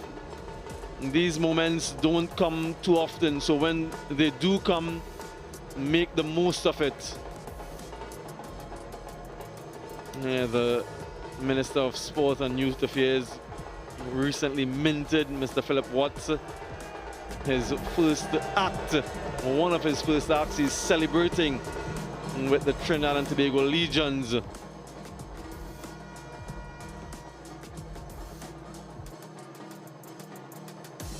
There's so many players who have stood out in this tournament. DG, the highest scores. Would have been great for someone to get 3 figures. It was not to be. Jeremiah was nicely poised in that game against the Titans. Alec Athenes, the skipper of the Infernos, also getting into the 90s, and then big half centuries. Shaq Paris, one for the future. We'll have to wait for next year. Now this was the very best of what we saw with the bat in the tournament. Johan Jeremiah, the man from Grenada, Just showing the type of mindset, the type of expression required as an opening batter in T20 cricket. Brilliant to watch. Yeah, moving on to the best of figures, and that man, the southpaw Nathan Edward, with a 5 for 27, the only player to register a 5-wicket haul. Quite a few forfers, but he stands tall with his 5-wicket haul. This was something to enjoy, Darren. Yeah, indeed, you'll remember this spell. This match was against the Pelicans. From over the wicket, round the wicket, he was quite impressive. Again, one of the things he will have to learn is consistency in output, and trying to replicate that type of excellence in every single match that he plays. Yeah, the most wickets, well, the leg spinner, Micah McKenzie, 12 of them. And remember, he didn't play in the first game of the tournament against Jamaica. A few of them on 10 wickets apiece. Yeah, tonight he picked up another couple, DG.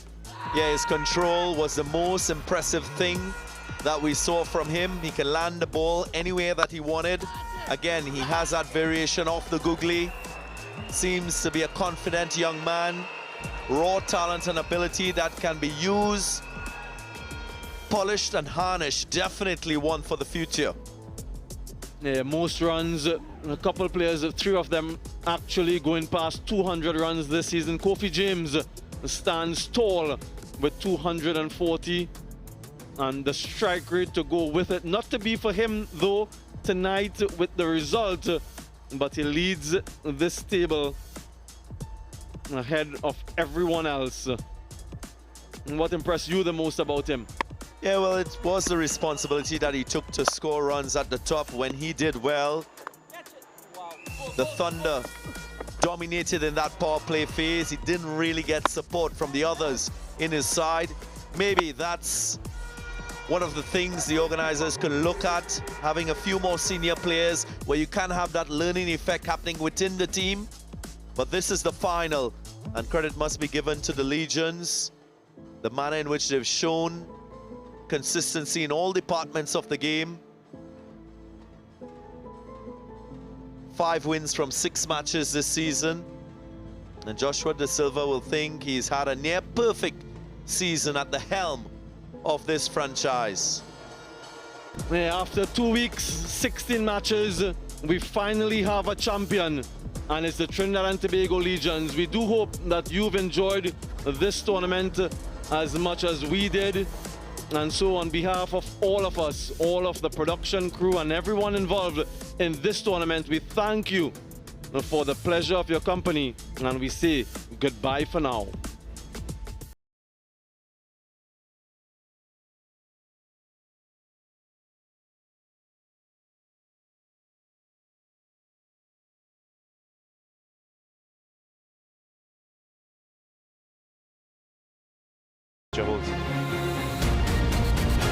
That's a historic half-century. Tricky. Captain fantastic tonight. Crunch. That's a 50. No stopping this young man. It has gone from Titans to Titanic.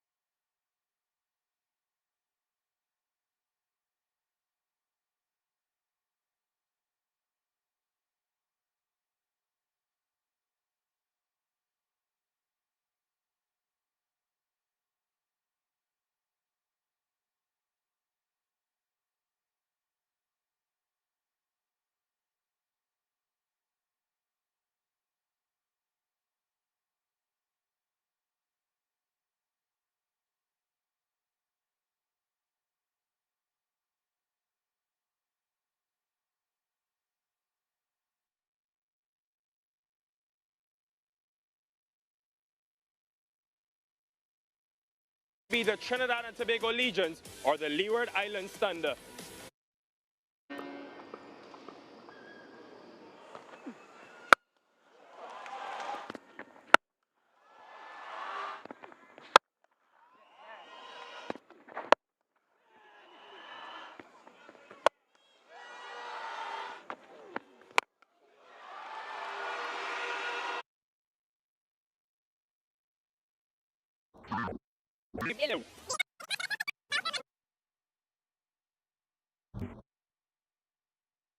Remembered forever. Who will be the first ever champions in the West Indies Breakout League?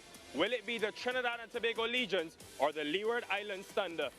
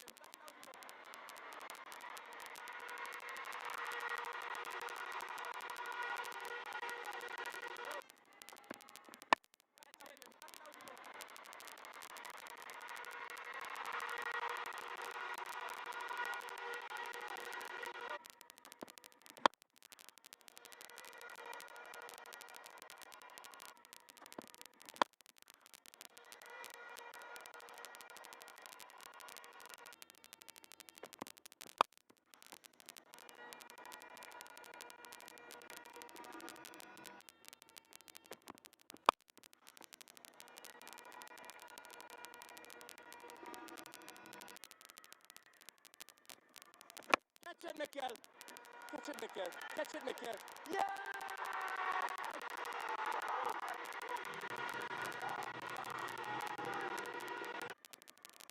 Catch it, Mikel. Catch it, Mikel. Catch it, Mikel. Yeah!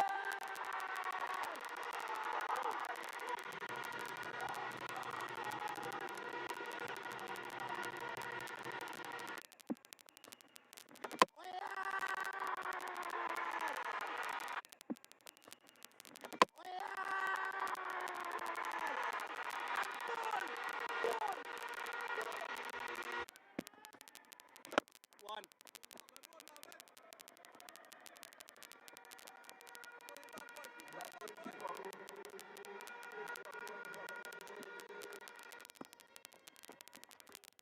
Catch it, catch it.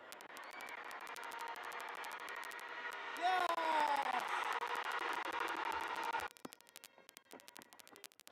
Catch it, catch it.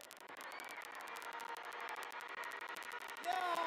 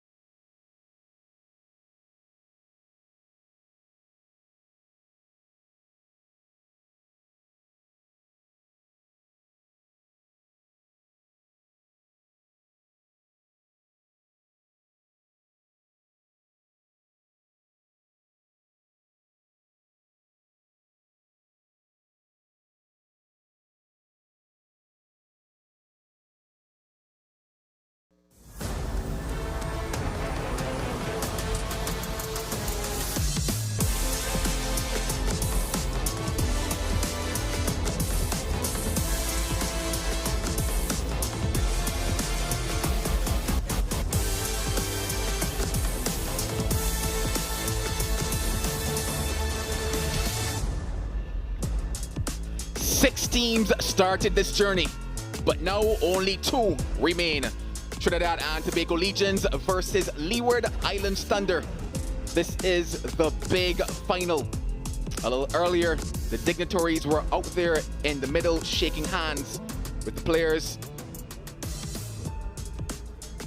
Honorable Philip Watts, Minister of Sports and Youth Affairs, also Mr. Ryan Rampersad. There's also Dr. Kishore Shallow, President of Cricket West Indies, as well as Mr. Chris Derring, CEO of Cricket West Indies. Trinidad and Tobago Legions, their 11 for tonight, just the one side in it. Joaquim, he comes back in to the thick of things. And we expect that he will feature in the other half in terms of his big impact. Shakira Selman with me. Leeward Islands Thunder, Shakira. Yeah, no surprises that they've gone with the same side that dismantled the Infernos yesterday in that playoff game. They will be hoping for a great start from this youngster on screen, 18-year-old Nathan Edward from St. Martin. He's been excellent with ball in hand. That 5-wicket haul came against the Pelicans, but last game he was really good. Amir Jangu, he will hopefully be a standout player for the Legions tonight. International experience recently, partnered by Camille Puran.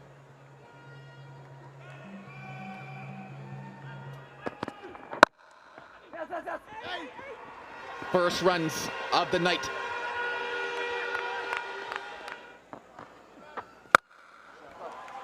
Lovely. That's the way to get going. A maximum, 2 gone, 10 without loss. A shot of authority and a shot of class.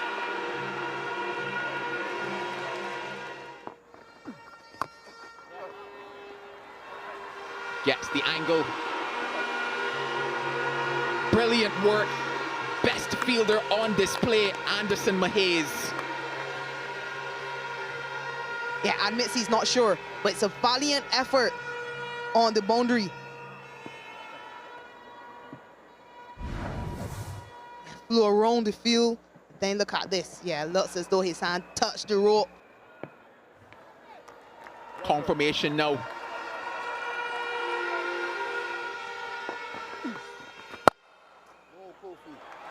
This time gets it through the offside. Jangu is getting going.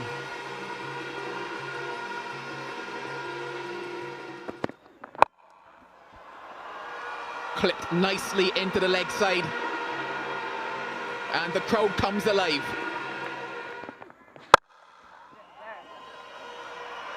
They are taking the attack to the Thunder bowlers. This is pressure.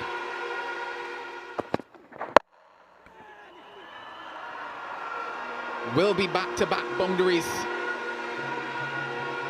What is Karima Gore thinking here now?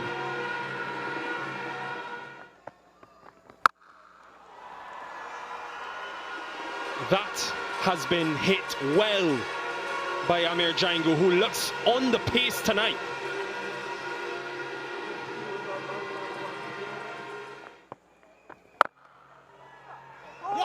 Straight to the fielder. Would you believe it? A brave move by Captain Gore to come into the attack against the left-hander, but the smile is back.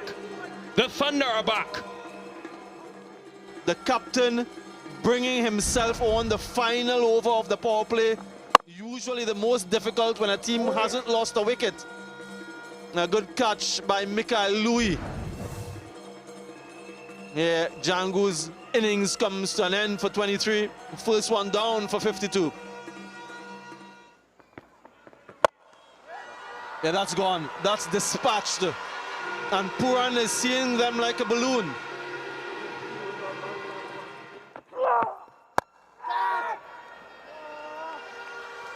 Almost had his first, but on the flip side, more runs for Puran.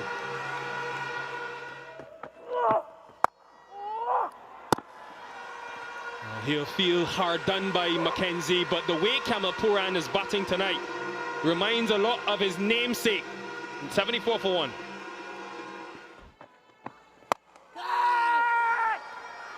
Look like the googly. It has brought another left-hander. 6 left-handers to Mackenzie in this year's tournament. Dead. Good catch from the Pisa. Never easy charging in. Yes, the googly hitting across it. Look at this catch. Very well judged. And he manages to hold on. That's 11 wickets now for Michael Mackenzie. And he fires himself at the top. Videsi goes for 5, 82 for 2.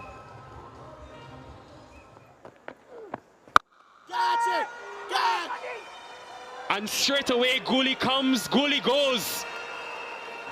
Bring out the gun again, dead. Magnificent catch again. And that man, Anderson Mahes, a double wicket strike for Double M. Googly again, fetches it again, and brilliance from Mahes. There are 4 wickets against this team previously, a couple already. A brief stay for Gooley, 82 for 3.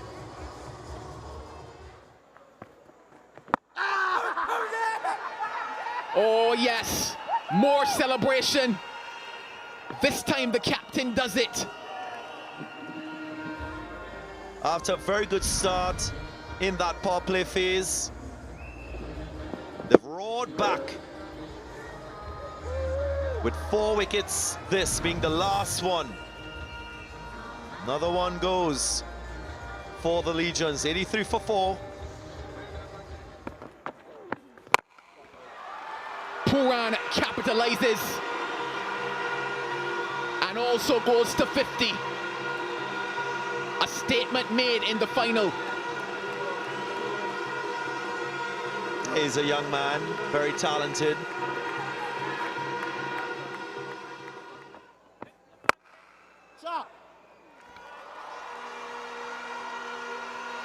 Ends the over with 10. 98 for 4. That is a shot of class. Wow. We've seen it a few times from Kamil Puran in this innings. Opens the face nicely on that one. That's what the Silver's known for.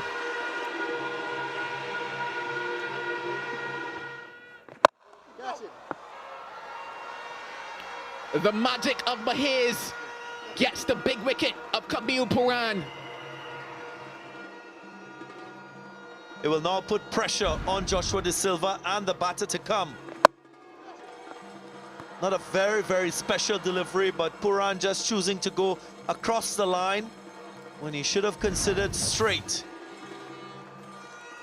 An inopportune time for he to be dismissed. Puran, a brilliant 73 from 44. It's 122 for 5.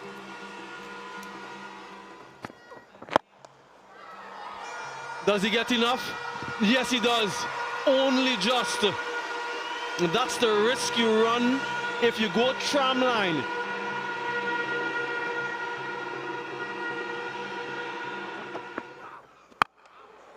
This time into the surface. Goes for 4. It just slides across. Smashed. Absolutely smashed by Joshua James.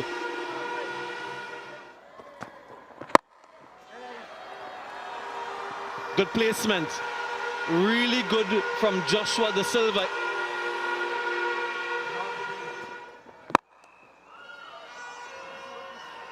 What a shot. There are 2 fielders there in the deep. 2 fielders there, and still he manages to find the gap. Wow, that is massive from Joshua James. Again, he goes straight, and again he's punished. 201 tournament sixes, 166 for 5. That's high, that's huge, and that is handsome from Joshua James. Gets his team past 180. What a strike off the final delivery. 23 and 73. The top two, an opening partnership of 52 and 73 from Puran. Wow, what a knock that was in this final. Joshua De Silva and Joshua James, the Joshuas, 40 and 26 unbeaten. Yeah, half-century partnership to start with Django and Camille Puran up top with boundaries. 52 off 35, 30 for the second wicket. But then it was that final partnership between Joshua De Silva and Joshua James, 59 of just 34 deliveries, getting them to 181 for 5. Yeah, a couple expensive bowlers there, but Micah Mackenzie stands alone at the top as the highest wicket taker in the tournament. A couple wickets for the captain, Kareem Agor, who took that responsibility in the power play and beyond. And it means that the Thunder will need to roar to get to 182 to win this one. The chase on the other side.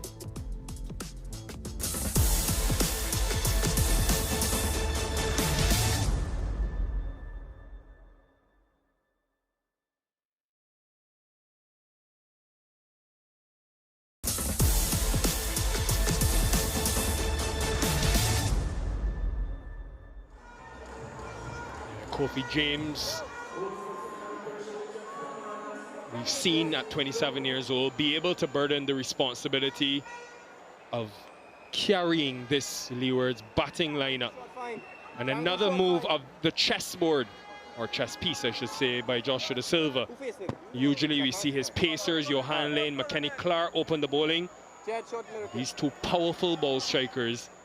He goes to spin. Deep mid-wicket, deep long on. Here we go. 1-1-1, Kenny. Start. Let me go, boys! Come on, boys! Catch it. Not so short. Able to get it over the point fielder that was in the field in the 30-yard circle.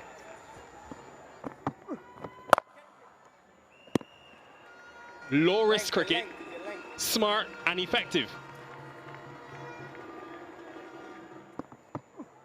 Catch it. Wow. Go, Camille. That looked like it could have been the off break, turning into James, so playing and hitting with the spin. Helped. This is the power, ladies and gentlemen, of Kofi James. If he gets going, look out. 22 for none. Catch it, Jed. When he hits the ball, move away. Jed. Don't be in the way of Jed, the might so close, of James. Right, that is.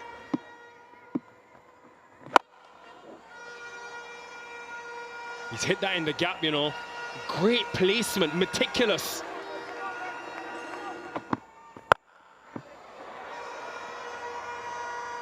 Picked up, powerful from James. He has stunned and silenced this crowd so far.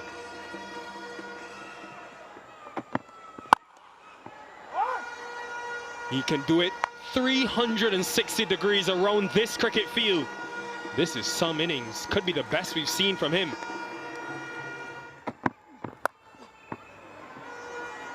No deep third, there's a deep point. I think that's gone all the way for 6. A top edge. Yeah, that describes Kofi James to a T. 53 for none. And now Cornelius joins in. Too short, missed his line as well.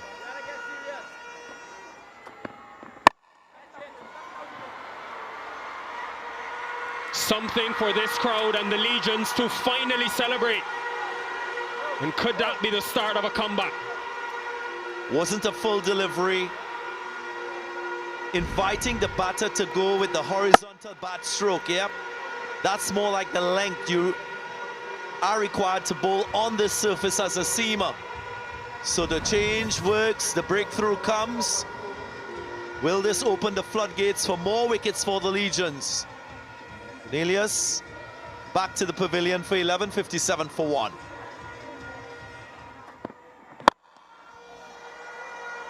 Now that is some way to get off the mark. If that doesn't speak to the talent of Joel Andrew, then I don't know what does.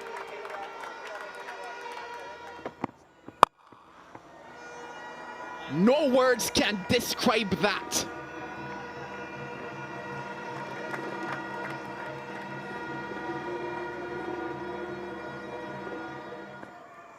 Catch it, Mikel. Catches the cry. Catch it, Mikel. But Dacey does it with his first ball. His father says, yes, that's my boy. He makes his father proud. It's Mother's Day tomorrow, but it's Father's Day now. Look at that.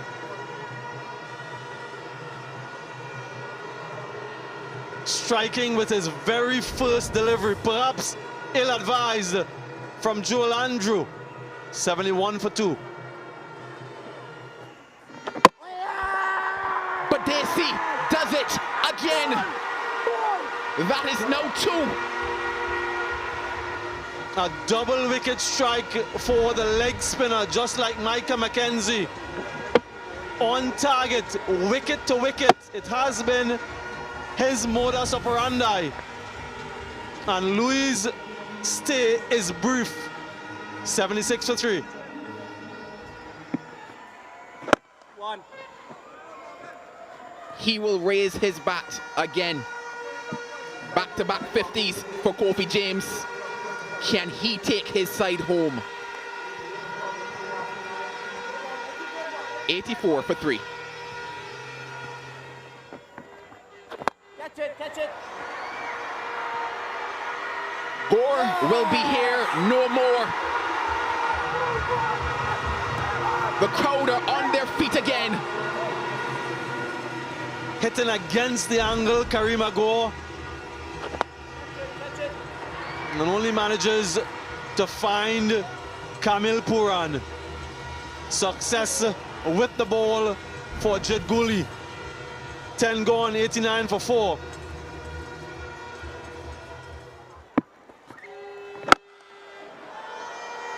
And James has been patient and he's decided that was the time.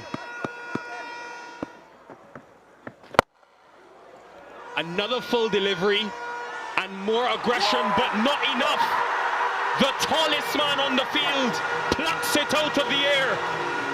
And that could be the final one for the Trinidad and Tobago team. Yeah, I thought for all money, this had gone for 6. Yeah, credit must be given to the fielder, Joshua James. Yeah, the man between a maximum, maybe the cup. They feel they have the game now, the Legions. Kofi James, an excellent knock, 63, but he has to walk back. 102 for 5.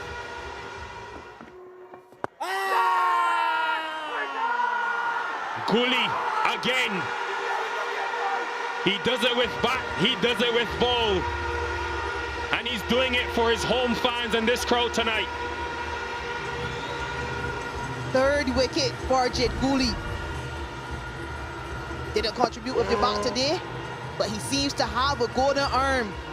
The Puran celebrating. He knows they're so close now.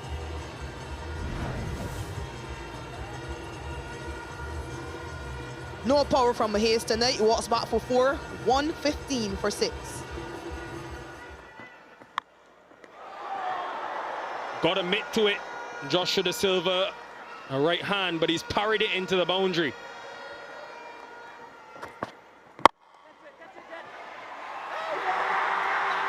What can this man not do? He is having some competition. He's off. Flying his team to the title. Wow. Just wow.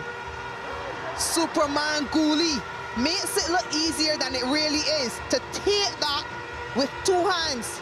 Oh man, he has done it all tonight, Jed Gooley.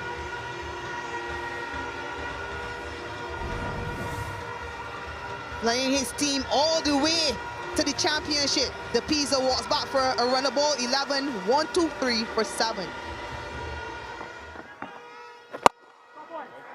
high elbows. That goes all the way for 6. He's showing that he packs a punch, Francis.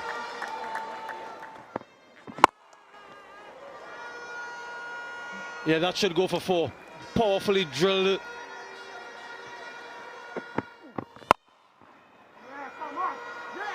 All the way for 6. That is some shot from Penny Feather.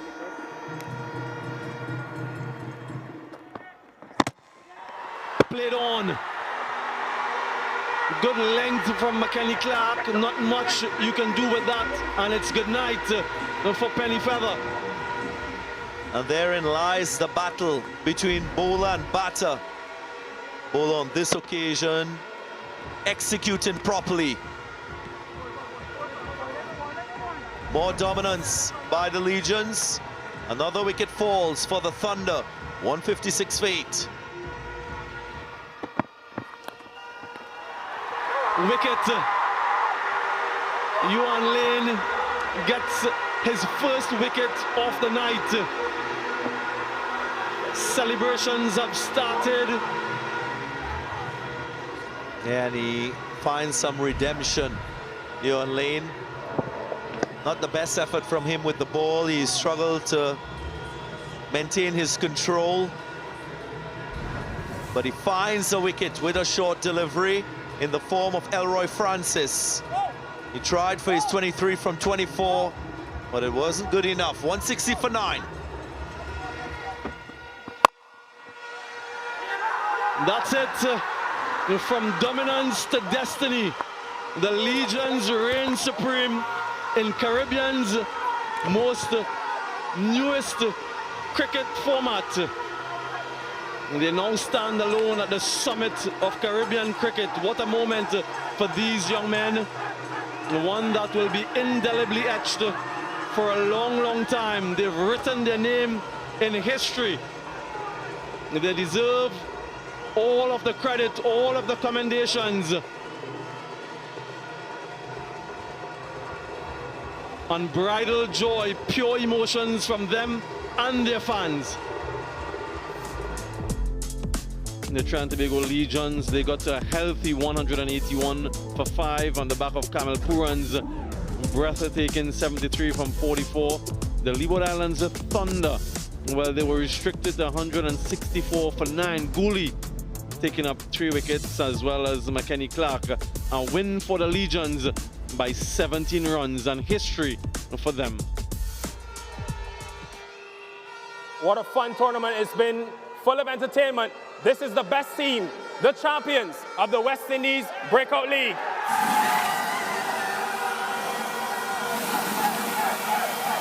There are wonderful scenes here at the Brian Lara Cricket Academy. The champions of the first ever edition of the Breakout League, the Trinidad and Tobago Legions.